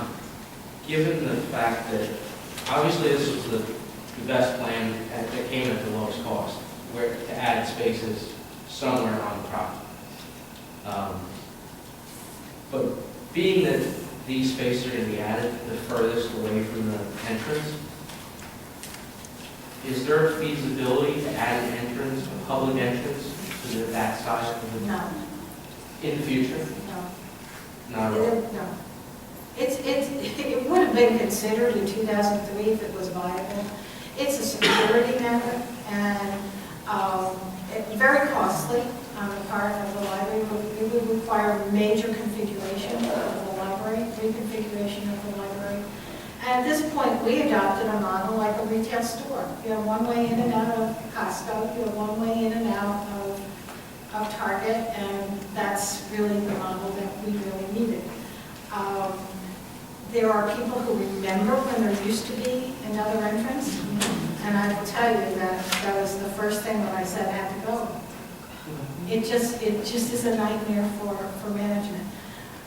I will say that I think the drive up at some point may be really affordable to do. It's not a big jump from the edge of the building to the curb. And that very well could. And it could be a big plus, and it could help offset some of the issues of I had to drive so far away and then come all the way around. Now, I haven't done what I was thinking I was going to do this morning. I was going to take a walk and see how many steps it was. It's not as far as people perceive that it is. And what I would ask is that the staff continue to park on that side, and that groups that book this meeting room park there. They're here for hours, and that they should not take up the spaces of the ones that have to, that want to make a quicker in and out. How can you enforce that? Most of them, if you say, I won't sign this application unless you agree to. Most of the confirmation emails go out saying the director has, will approve your submission for use of the community room on a condition that you and your body off in the back. It's a matter of civility. Correct. I think in most times people put signs that, the business is 15-minute parking only, 30-minute parking only, you just have to be out there to make sure that. To watch it, and most people will Usually, abide by it. usually do. The one thing I'm trying to avoid by this plan is having our growing population of senior citizens from not having a place to park, and those able-bodied people, maybe we can encourage it by, a healthy campaign. Take a few extra steps and walk to the library. I know that canopy would mitigate some of the problems. I think it would be expensive, and I'm not sure aesthetically what that would look like, how that would be managed. But I think that, if you're thinking about the other person and trying to use it, what I hate is that on Sunday afternoons we go full house for a program, and we can't start it for 10 minutes because people are circling around looking for a parking place. And it's too bad that, we don't have that extra space. And that's when all these other spaces are being used, all along that area. That's the only other place that can climb. It almost seems that you don't have really enough, because if you have a parking lot and you can't go back, right, you have the wetlands and the... We could, but it would be $800,000 Yeah, so it's not, it's Plus, you have all the EPA rules. right, so And at that point, Per really- space, it's the most cost-effective one. right. I think it is. Now, one of the things I've also thought about is that as long as we remain the Middletown Township, that while we have people coming from other towns to use this library and attend programs and things like that, if we became a branch of the county, all these northern Monmouth libraries, towns that have very small, very few libraries, would be flocking here for the resources that we have. I'm not saying we should build parking and they will come, but what I'm saying is that there's demand out there. So you have to think about that. So fourth plan was the least discussed plan because it happened after the crisis of the financial situation. And we were told that it would have to be done through the township and managed that way. I think it properly displayed this plan is the right. It's not perfect. I mean, I would love to go right in front of the library, but we can't. There's just no other way to do it. And anybody who drives in here at 1 o'clock on a Tuesday afternoon knows that the lot is full. There's no, and I'm not just talking about Sunday afternoon, I'm talking about many days. I think the survey didn't really fulfill its promise of showing lot overfill. No. I think it didn't meet that Well, criteria. so the highest was 93%, right? But I don't even think you have ever had, because they never said it was 100% full. It is every Tuesday. You can come get, every Tuesday you can't get a spot. And I don't know why that was. Did we just give them the contract at the wrong time? It was the dog days of August when they did the first survey. So that was one thing, but anecdotally, I can tell you this lot is full many, many times. So I just can't understand why their statistical report didn't really show the need for it, but we know the need for it. So it's the most affordable plan. It also adds some lighting. We have observed the lighting when you leave. Of course, it's nicer when the leaves aren't on the trees, but that lot is underlit. And we really need to add some more lighting. So what's the action? Well, it could be one of two things. It could be to move forward, or it could be, let's discuss it again next month. I think the town has told us they have a little bit of a leeway, March or April, to put their capital project together. Well, I for one would appreciate action sooner because I know that there are new people on the board, but it seems to me that the only option that we can possibly approve is the last one. I don't think it's going to get any better than that. I think the more we delay, materials will go up. So I for one would be in favor of moving forward and actually getting something started finally on this Why don't we project. establish, I would like to have more input on it. So what if we established a little building or a special committee on this particular project of one or two trustees and myself to work with the engineer to refine, if you want to proceed, to refine it and bring back the final. Well, I just don't understand how much else they can do. I mean, given the limitations of the property. Oh, I think they're going to ask questions. Where do you want this to go light? Where do you want? Really want to. Yeah, I think there's a little more give and take that they'll want from us. There's a lot of generalities here. Wait, I'm confused. I thought that, and just correct me if I'm wrong, the town is going to pay for a portion of it, right? That was the agreement, because I looked over the agreement, and it said last year that if the 500,000 was transferred over, that the town would include the parking lot in the capital improvements budget. Right, So- but I think that so explain, right. I think that's true, and I did look over that agreement today. Right. But I think we still, and what they're doing is by bundling it together, they're going to save us some money. Oh, okay. So, Because it'll be cheaper, because they're bundling it with, other $2 million, $3 million worth of projects. But I still believe the library ultimately will be responsible either to pay it off, or you can pay off a down payment and whatever the debt service is. And I think that option is left up to the board of trustees. So the library will ultimately be paying for it one way or the other, but the township will hopefully be saving us some money by bundling it together with their other projects. Yeah, what they gave us was their approval of the concept of adding more parking, and agreement to put it in their capital plan. We did not want to put stuff with the debt service, so that's why we said we just pay. And that is an option. And Armin has, yeah, that's an option. That is an option. When do we decide? That wasn't as pressing to Tony. It was more important, and I don't know that it meant this meeting, but soon he needs to know what the board wants to do, whether we decide to pay it off in a lump sum or the interest in down payment. That was something that could be decided further down the line, but I don't know, did he tell you this month? Did he decide this tonight? No, he left it too vague for me, because he said we will be putting the capital ordinance together in March or April. Okay. So you have to look at when the meetings are. Our meeting will be after their meeting in March.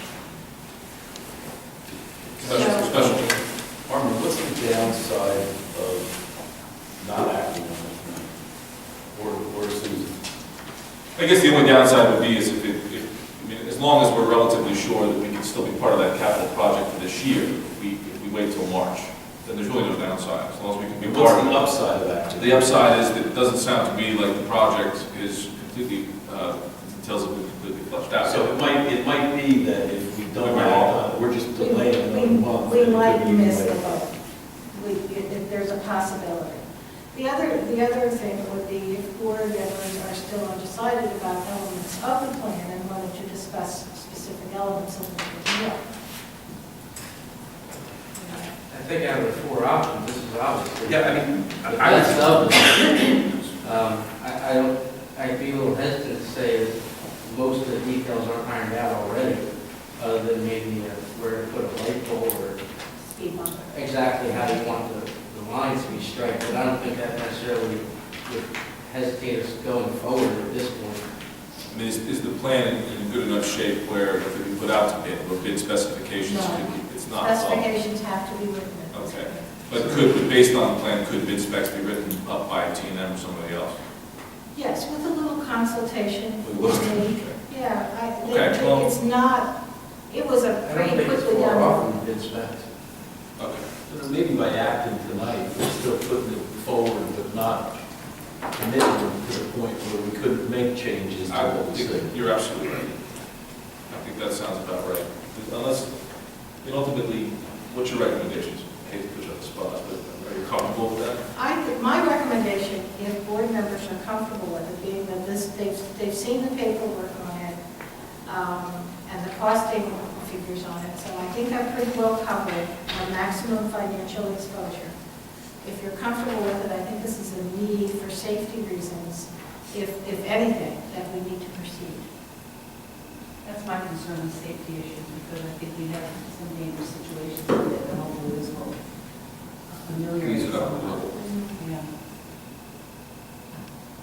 So my recommendation is, if you are comfortable, if you've got a nagging question and it's not coming out tonight, then it's not time to take a vote. If you're ready, On the overall, I would say it's my recommendation that we proceed with tonight or next month.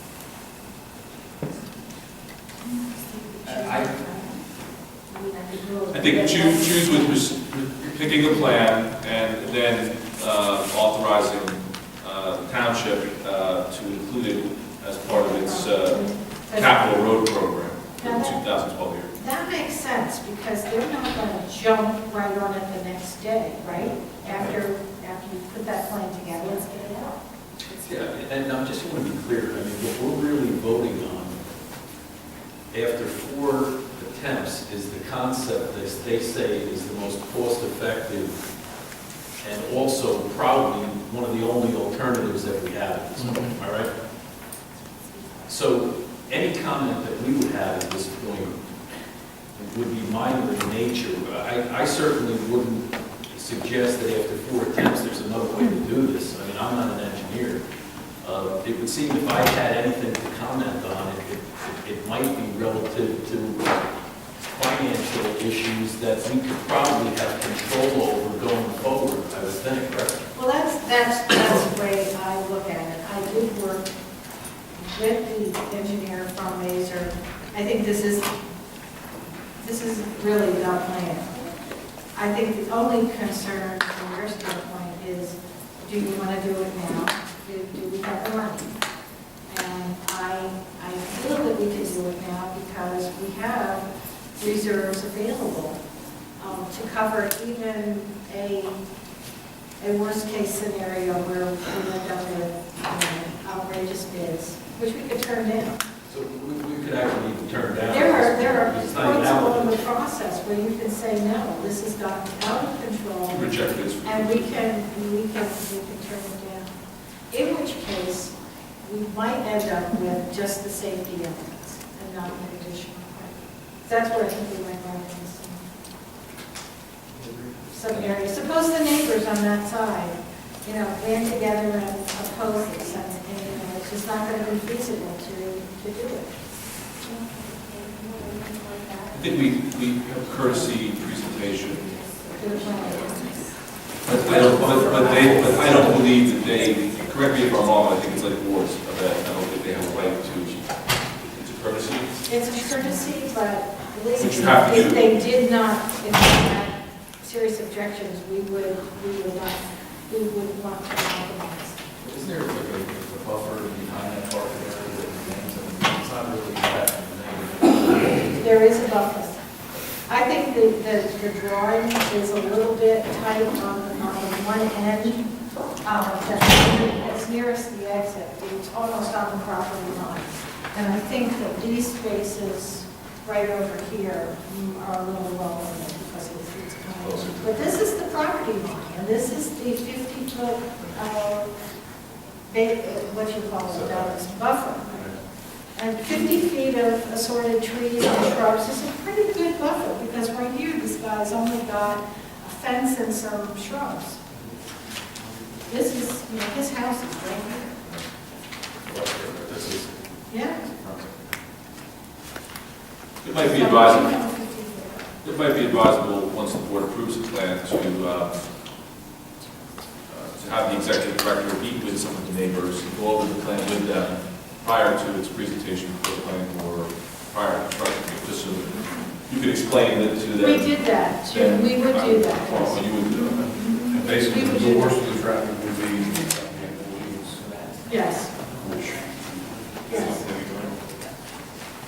Well, just about everybody is here in the afternoons, so there's a lot of parking on the staff side. Or it's in not Chernobyl, as far as noise and. Oh, right, they're here pretty much for the day. Yeah, well, I understand what you're saying.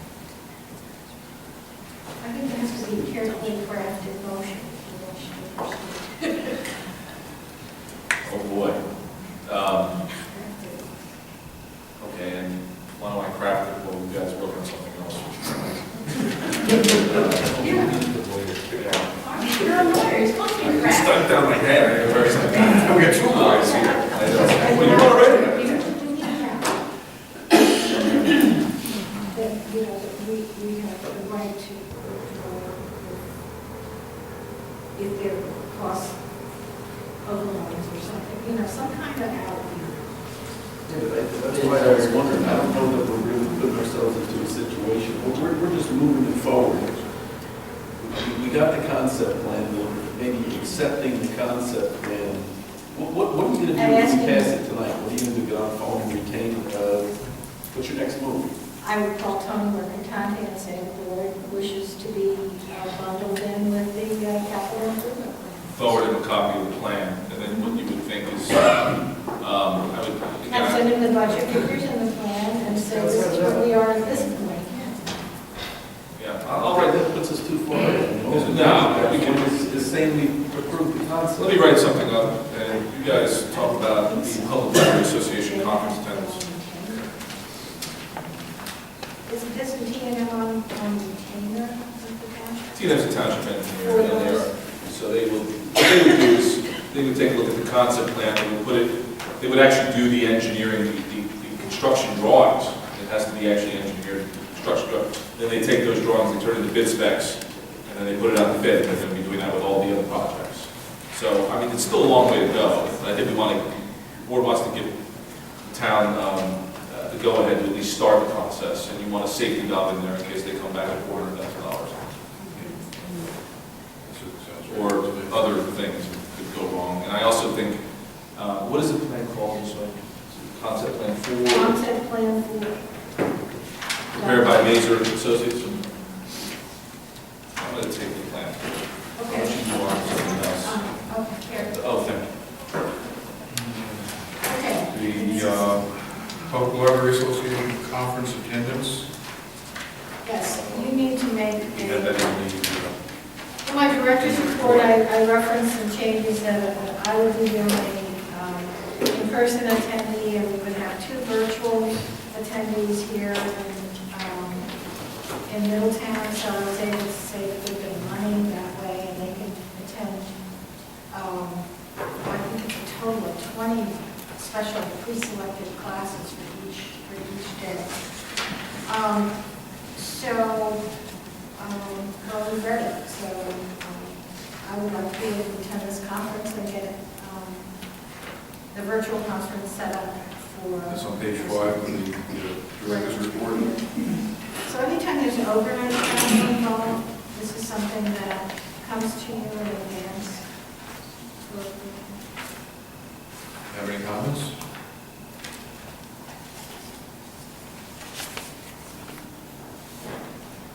Seems like a good idea.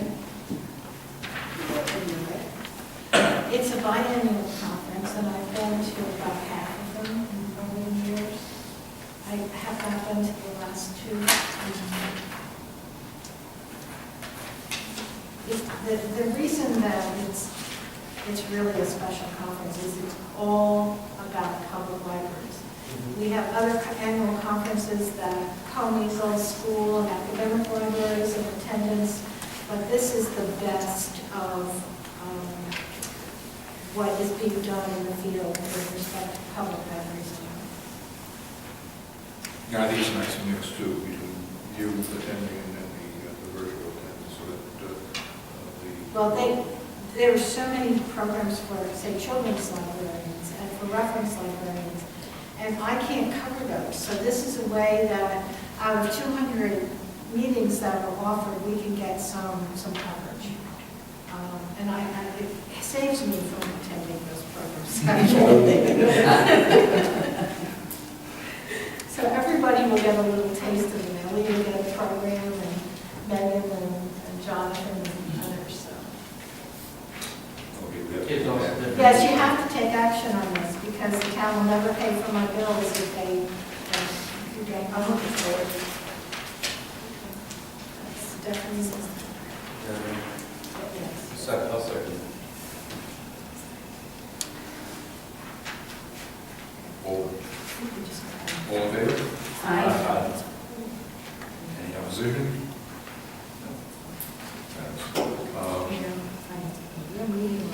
Yeah, the next item on the agenda is the appointment of the Finance Committee, which I think we spoke about last meeting in depth. We'd just like to decide on how many people.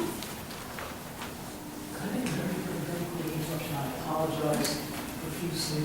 I know there were some mistakes at the end. I'm sorry. I just wanted to drop these off. This is for the closed session. I wouldn't have been able to wait to the end. I'm sorry. Thank you.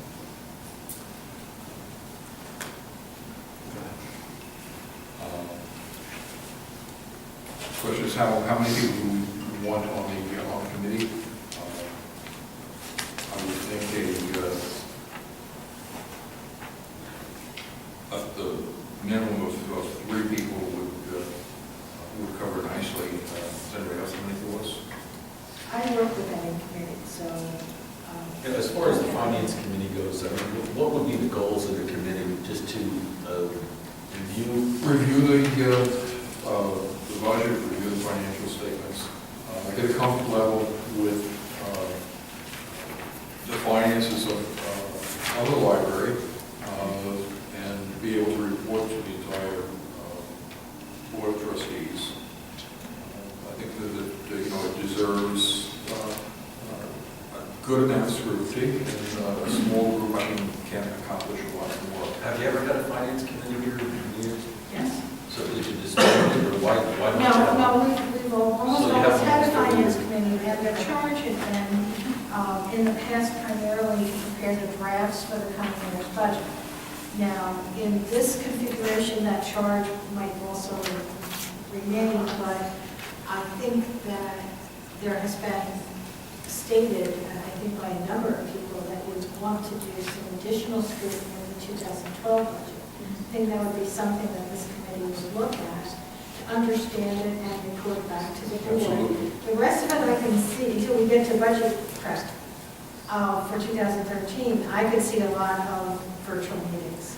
You get the financial reports in advance and the questions back and forth, so that you're prepped in order to be able to say, you know, with the rest of the board at the regular meeting, you know, we've looked at these reports, we can confirm the veracity of them or whatever.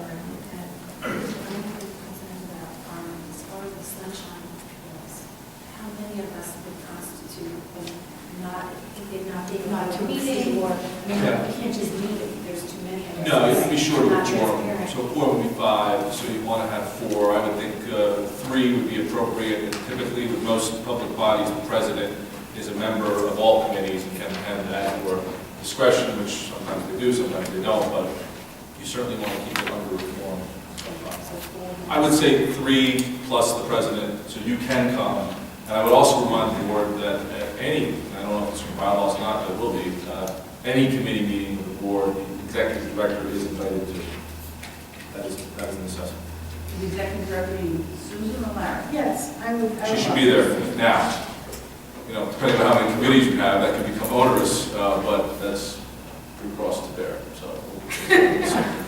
But it's important to have the It's a director. great idea, I think you'd be there to understand. Give you another cross. This holding plans from now on. And I think on a month-to-month basis, I think the treasurer, who is Marge, should be on the finance committee. She's one of the people who will sign. Yeah, you certainly want the vouchers. treasurer on the finance committee. And so she could answer those, you know, routine questions about the vendors and the things like that, so.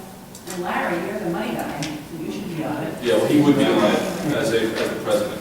And again, I'm saying that the benefit of knowing your bylaws very well, when you revise your bylaws, the president should be a member of all committees. That was It's just on there. You'd be an active member. Yes. Oh, okay. Yeah, I certainly would want to. And I'd certainly like to be on it as well. Well, yeah, So if we had Stephanie is interested, And Brock will lead the meeting. well, she'd be okay with this. Just say, I doing this. Yeah, but Larry doesn't show who's president. Okay, at I this, think that's what Mr. McCarthy said. What did I say? 3 plus. You said 3 plus Larry. I think 3 plus Larry, because otherwise, you know, we get into Yep. 5-member land. We can't do that. Right, that's what you said. There's somebody else to do finance. You want to do finance? So you want to do finance and I'll stay involved? What the bylaws? This stuff. Well, he can do finance if he wants to, as they on the bylaws. I don't want to be on everything. Well, The president, again, most bylaws, the president has the authority to appoint the members of the committee, so. she doesn't want to be on two, so she's on. I'll get me the one, whatever is going to be. Well, my feeling is the bylaws should be probably 1 or 2 meetings Okay. And and that's become all. inactive, Yeah, versus the finance committee being that's true too. a more ongoing committee.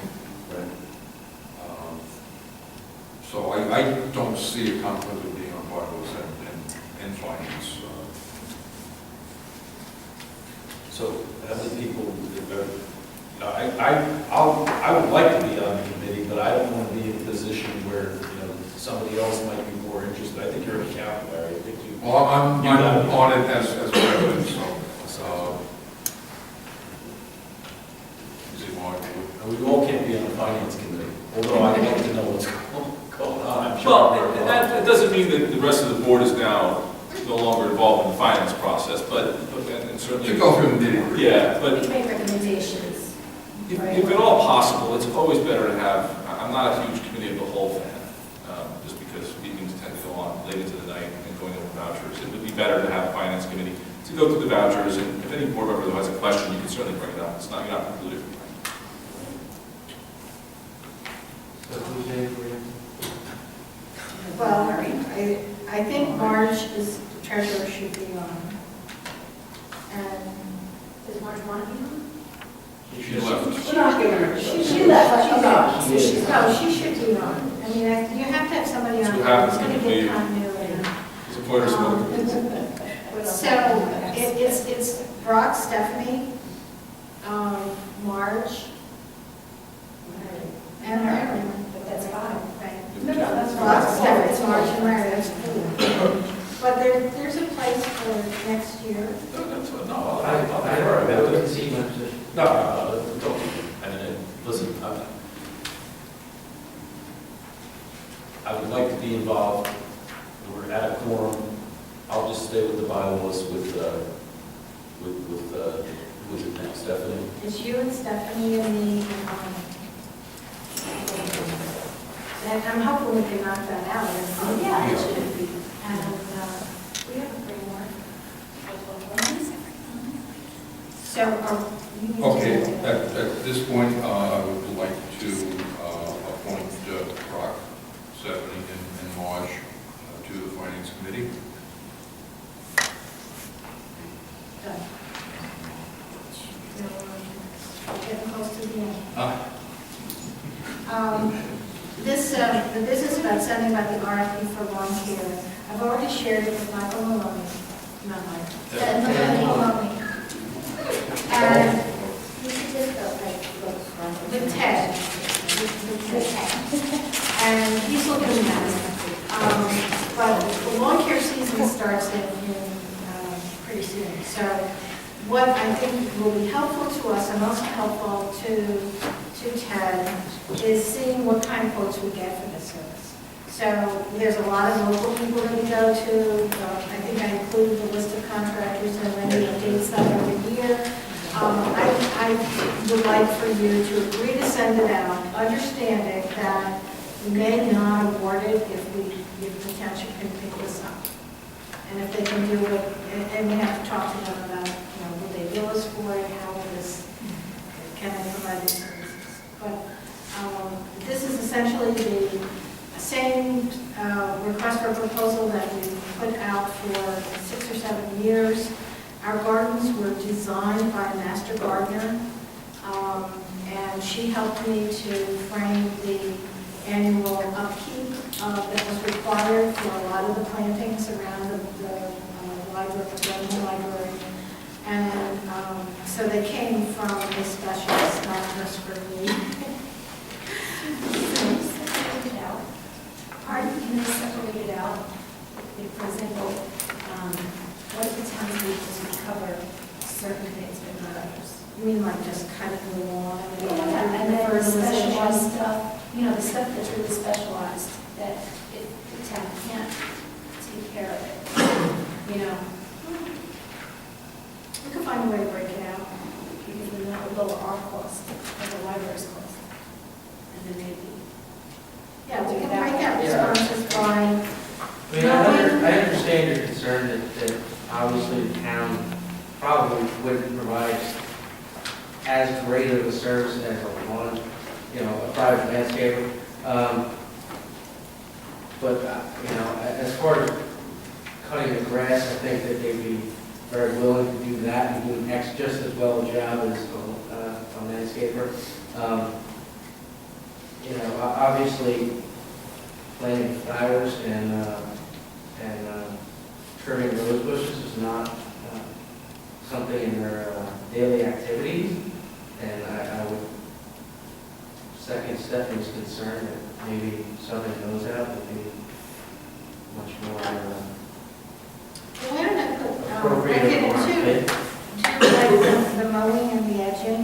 The And non-specialized stuff. And then all the pruning and the fertilization and things like that. Trimming of all the shrubs, we have hundreds of shrubs. There are two elements here. I think Yeah. it falls into. Well, there's lawn care and And the garden landscaping. gardening.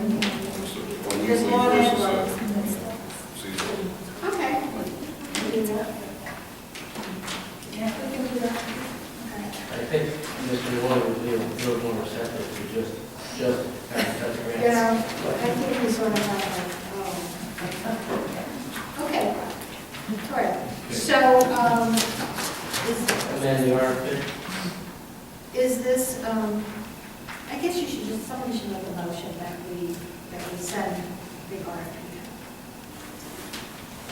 I'll make that motion. What is the RFP going to reflect what we can Split. Oh, yeah. Okay. Reflecting the changes that were recommended at the meeting. Thank you. Then yes. All in favor? Who seconded it? Who seconded? Aye. Who made it? Green. Oh, Green did. Agreed. Robin Green, oh, yeah. Okay, we'll get those back and we'll have them in order to take action in March. We have the 2012 budget. I would like to just pass that on to the Finance Committee. Report on that on an ongoing basis. I don't believe we have any, I'll finally get Stephanie in for you. I have a motion. okay, would you like to present this? I'll try. Let's try this. Motion to approve the submission of parking concept plan number 4 prepared by Mazer Consultants, PA, to the Township of Middletown for inclusion in the Township's 2012 road program, subject to final approval of the Board of Trustees after the plan has been fully engineered and bid specifications prepared. The Board of Trustees reserves the right to reject all bids as permitted by law. The reason I say that is I have to determine from Tony, once it's the township that's putting it out to bid. So I want to make sure that, you know, if it comes in too high, we have the right to reject the bid, or if it's something the township has to do, and I want to make sure they're willing to do that. If we help them, we would prefer that if it comes in too high. So I'll flesh that out before the next meeting. The Board of Trustees directs the Executive Director to work in consultation with the Township Administrator to finalize the details of the plan. The Board of Trustees will elect in the future to either fund the commensurate portion of the down payment and annual debt service based on the allocable costs of the road program, or pay the total cost in 2012. That's my motion. So the only question I have is, once it's bid and we get the bids back, do we have that right to reject that? If you would, if you were the person submitting the bids, but you're not, it's the town. And that's the only, I just want to make sure we're okay with that. The other thing is if it's joined in a bid with the, Sometimes they separate it out though. I think they would. I don't know. There's it's some not issues. tough to reject, would it? It would be, that's why we really got to make sure before the bid specs are sent They out. can do it, they'll know exactly how Yeah. much square foot of asphalt and, you know, they'll, I think. Yeah, but in the spec, We want to make sure though that it's covered, and I will make sure of that. Okay, but this all, at least, we're certainly going to reserve the right to approval after it's been engineered. We would like to see the final engineering on it and the bid specs, because they need to match what you want. Correct. and include that in the 2012. That's, you know, pursuant to your agreement, that you preserve that right to yourself, and you apparently have the money, so, I mean, that is one option. Well, the only thing that you should say, I think, is that it should be paid from library reserves. You don't want it to appear that it's coming from the library. Pay the total, budget. okay, the total cost in 2012. And then we don't have to decide From if it's fine a copy or whatever. library From library reserves. Reserves. One concern that I do have though is that we're hiring, is the board hiring Tina? No, So what if the engineering is also grouped? well, the engineering will be included in as part of this. That's going to be part of the project, the professional fees. And they're going to have to bill the township based upon the amount of time they spend on output of the project to break it out. I do have one question. What is the savings going to be in being part of this capital? The savings, in theory, is that if you bid out a $2 or $3 million road project, you're going to get some, you know, some efficiency, then you just bid it out by yourselves, a little, you know, one little project. That's the theory, that whoever does paving, any of the big companies are going to come in at a lower cost per the asphalt, you know, it's just the bigger projects, you're going to have some economies of scale. That's the theory. And I did talk to Tony, and he seemed to be confident we could save thought we'd come in below that number. Is there any way that you might be able to say in the motion before we vote? I'll say whatever you want. That it would I don't think we bind it. It would be separately engineered and separately bid.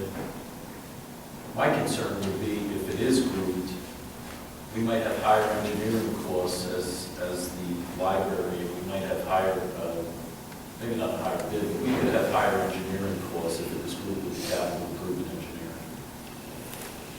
And I guess it would be up to T&M to make sure that they separate out the work for what we're doing versus what they're doing for the rest of the capital improvement. And the answer to your question is I don't know if that's how they operate. I mean, it makes sense. I can certainly put that in. Well, I'm just trying to figure out if we really are protecting ourselves fiscally. You know, I know that in the end result, we're going to get it cheaper. No, I think that the improvement would be cheaper, but, you know, we might have elevated engineering costs because we don't know whether they're going to separately engineer the project. I mean, I guess the assumption would be that it would happen that way. Well, I think that they're going to definitely separately engineer it. They're going to take the Mazer plan and they're going to turn it into, you know, construction documents, a final engineering plan and construction documents. And I mean, they are going to have to bill us for that portion of it. It is what our allocable cost, and I would think engineering would be included in that. It's not just the actual paving and the construction, it's the It has to be, I know for sure the township will want. So, and you know, that portion would not be bid out, and that's professional services. So, and it would be included in the bond. So what the board is telling me is they'd like some idea what the engineering is going to cost before taking action. I don't know how. There's engineering, there's bid review, which typically the engineer does after the specifications and everything. So why don't we do this? And then there's subject to final approval of the Board of Trustees. Prior to the plan having been fully engineered and bid specifications prepared, because at least we can get an estimate of what it's going to cost. Now, Tony may have very good reasons why all of this doesn't work, which if it doesn't work, then we're not doing, you know, we'll do something else at the next meeting, or we'll have a special meeting. So is this going to be a resolution, like whereases? Is that how we're going to use that? We can do it as I can do it as a formal resolution, or I can do it as a motion. It's fine. I mean, if you prefer, I do a more formal Well, the resolution. resolution is a separate item that we can actually transmit to others in town. I can prepare, I think it works. I can do a resolution, I'll do the form of resolution, you know what, you can direct me to prepare an appropriate resolution, memorializing the motion that you're adopting tonight. Okay? Because otherwise I can't prepare a resolution now. I know, it's hard to do that. I need the laptop and that before you do Okay. But I can. Okay, so we're asking for. So let me try again. Motion to approve the submission of parking concept plan number 4 prepared by Mazer Consultants, PA, to the Township of Middletown for inclusion in the Township's 2012 road program, subject to final approval of the Board of Trustees prior to the plan having been fully engineered and bid specifications prepared. The Board of Trustees reserves the right to reject all bids as permitted by law. The Board of Trustees directs the Executive Director to work in consultation with the Township Administrator to finalize the details of the plan and directs the Library Council, the Board of Trustees Council, to prepare an appropriate resolution memorializing this action. The Board of Trustees will, and then I just do I'll read it, will elect in the future to either fund the commensurate portion of the down payment and annual debt service based on its allocable costs of the road program, or pay the total cost in 2012 from library reserves. What do you think? Okay. We couldn't have done it with action. Well, and to be fair, some of the language I took right out of the agreement with respect to last year between the township and the library, just so the language is similar. Nothing wrong. I'm just plagiarized a little. Okay? What action do we have to take?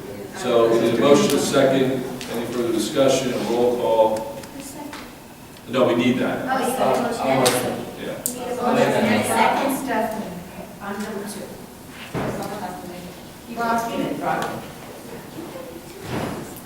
Any further discussion?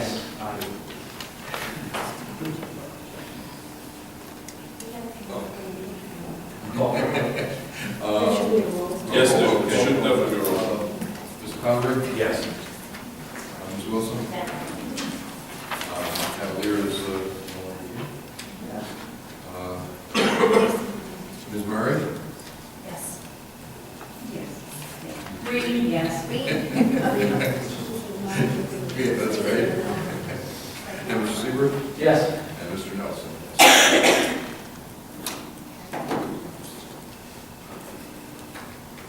Old business. I don't think we have any old business that I'm aware of. I don't know any. Public session. We open the meeting back to the public session. If anybody would like to speak, We encourage you to. welcome. I'd like to hear what you have to say.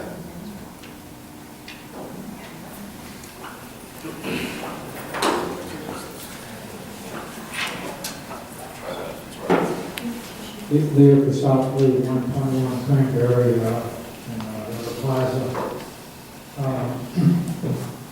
I'm used to freeholder meetings in township and municipal government council meetings.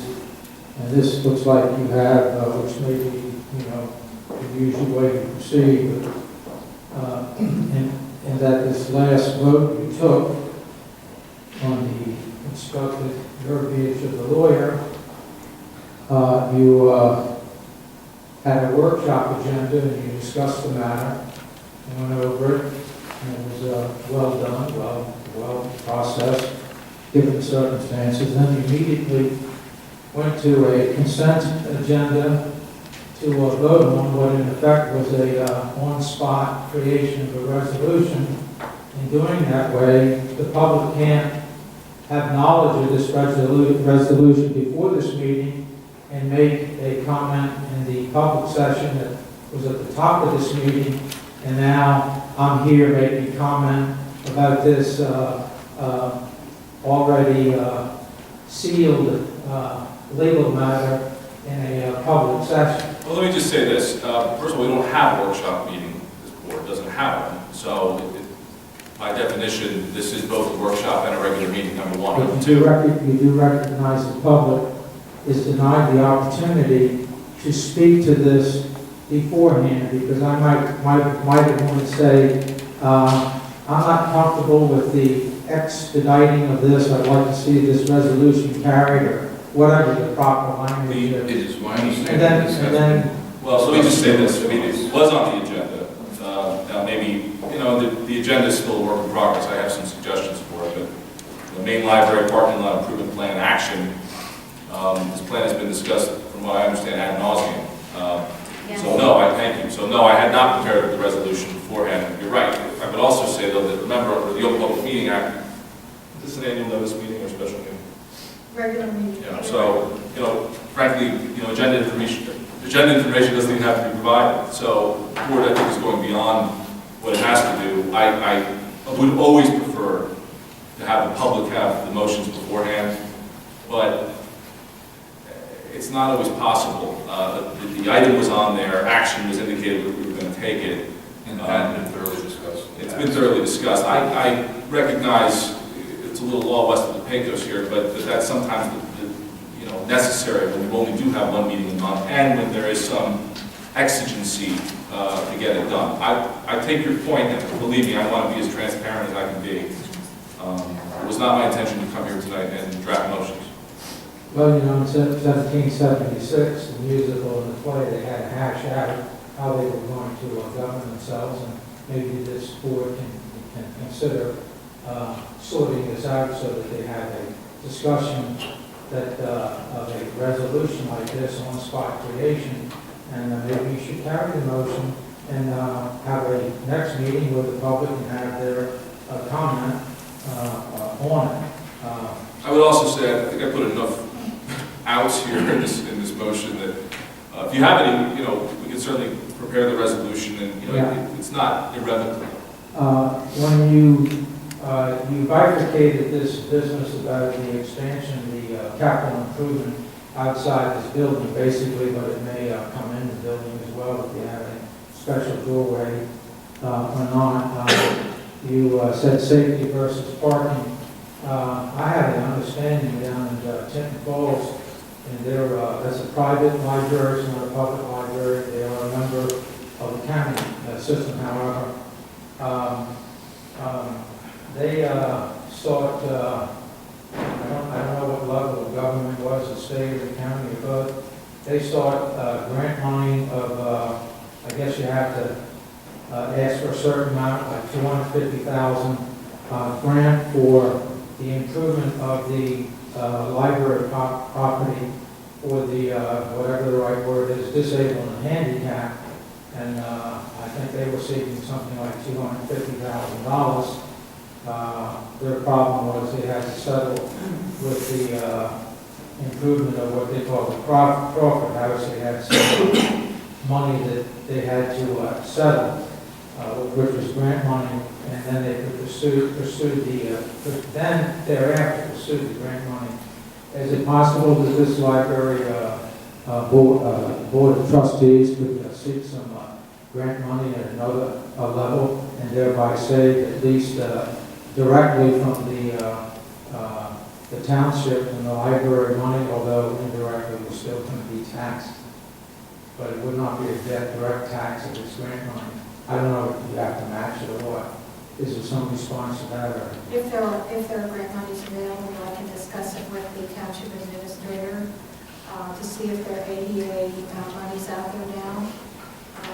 There was a number of years ago when they were readily available. I don't know whether that kind of grant money is still available, but we can look for. Well, you have a finance committee now that might pursue that. I would assume. I would also assume that the handicap portion is relatively small portion of the overall project. Just the last matter. I believe this property was bought 20 years ago. It was 18 acres. How much of this property can the library gain use of for additional public parking? This property was purchased from the Diocese of Trenton in the late 60s, and this building was built and opened in 1971. We're situated on 2 lots of the entire project, and our property does involve the land in back of the garage that you see at the back of the library, and goes down quite a ways to include a stream and other part of the green acres. Yeah, I was just wondering if either through dedication, I assume the township owns all the land. Yes. Okay. Including the call it open space or wilderness or wilderness, I think. Wilderness. Wilderness. I think it's green acre space. Let wildness be in the wilderness yet. That's a pretty good line for poet to use. But at any rate, is it possible that the township could either dedicate land or donate land, or out of your surplus land acknowledge the purchase of additional land enough to add additional parking? If it was adjacent to this property, Yes. it would involve the environmental concerns that were plans 1 through 3. There is available land that is part of the library lot, but it is unsuitable, except at great expense. Is that an engineer's evaluation? Yes. It is? Yes. Well, it's doable, but we would have to.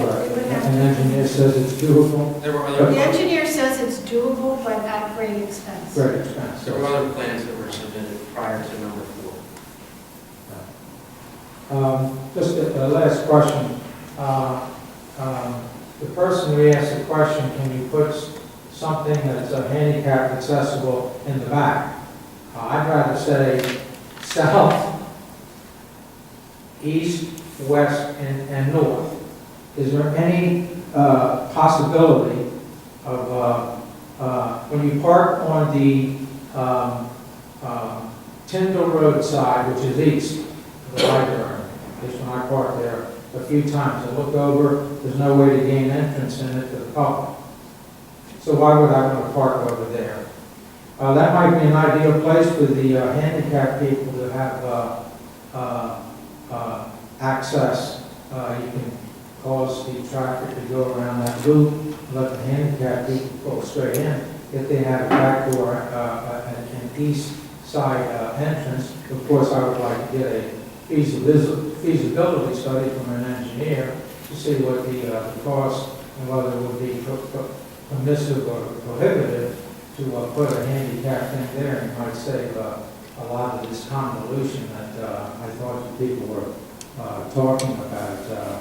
Is that a possibility that you can, or even in the back door? You know, I'm not so sure that the back door isn't a way to go, whether it's to the children's library or what. You know, everything's been ruled out. Well, we did discuss this earlier. This board has not had a fulsome discussion of it, but an additional public entity was not deemed feasible from a security standpoint, from an operations standpoint, when this building was designed in 2004, 2003 and 2004. To add that element now is it's unworkable with the kind of availability we have. Will the public be able to attend the non-executive meetings of the new finance committee? No. Committee meetings are not meetings subject to the Open Public Meeting Act. Under what kind of legislation is that The Open stipulation? Sunshine Law, Open Public Meeting Act, if the 10-4, whatever it is, NSAC, committee meetings, because they're short form, are not public meetings, so they're not subject to. So they're in effect all executive. There's no vote, there's no action you can take, it's a committee. Well, in effect, they're all executive meetings, and can the public attend without speaking? No. So it's an executive session of the newly created. No, executive session is a different animal. That's when the entire board, or a quorum of the board, goes into closed session to discuss one of the items that you're permitted to go into closed session for under Sunshine Law, negotiations, personnel, matters rendered confidential by state and federal law, litigation, attorney-client privilege. So those are two different committee meetings. In 10 Falls, you can attend all the departmental meetings with the business manager. You may not speak, but you can attend them from beginning to end. They let you go to personnel committee meetings in Tinton Falls? Yes. Okay, well, When the business administrator of Tinton Falls, Brian Dempsey. are you talking about the borough, or are you talking about the library?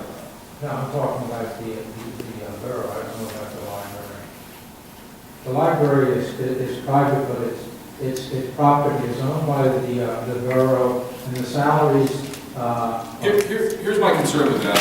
I know one board of ed that has that is that you're a member of the public. I'm not talking about a board of ed. No, I understand. Well, the Open Public Meeting Act applies to all public bodies, but, it applies to all public entities, the Open Public Meeting Act. It doesn't differentiate between a library or a zoning board or a board of ed. My problem with having members of the public at committee meetings is that there are times in committee meetings when confidential information is discussed, personnel being one of them. You're not under any ethical stricture not to release that information.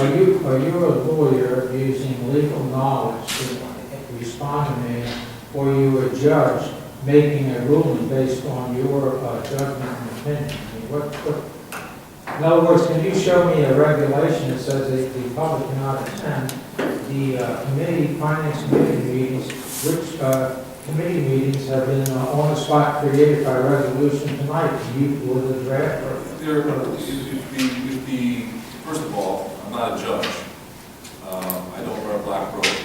I have a little bit of experience. I was asking you to characterize. Well, you can ask me whatever you seeming want. rulings that you're making here. I am telling you that according to the law, finance committees, Personnel committee meetings are not subject to the Open Public Meeting Act. Therefore, you do not have a right to attend. There's no right under the law for you to attend. If the Board of Trustees wants to let members of the community into their committee meetings and sit there while you discuss personnel and whatever else the committee meetings want to discuss, the Board of Ed can do that. But it's not required, just wait, but it's not required by law. The meetings are not required to be noticed, so you wouldn't even know about the meetings.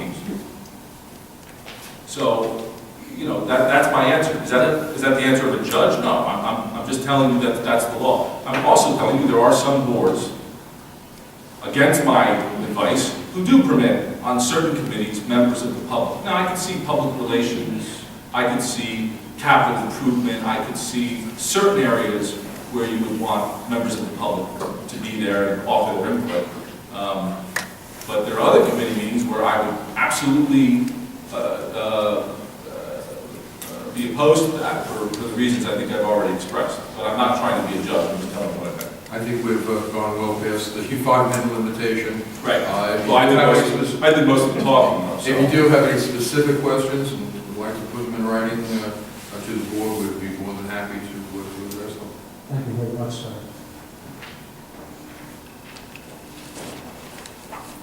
Would anybody else like to speak?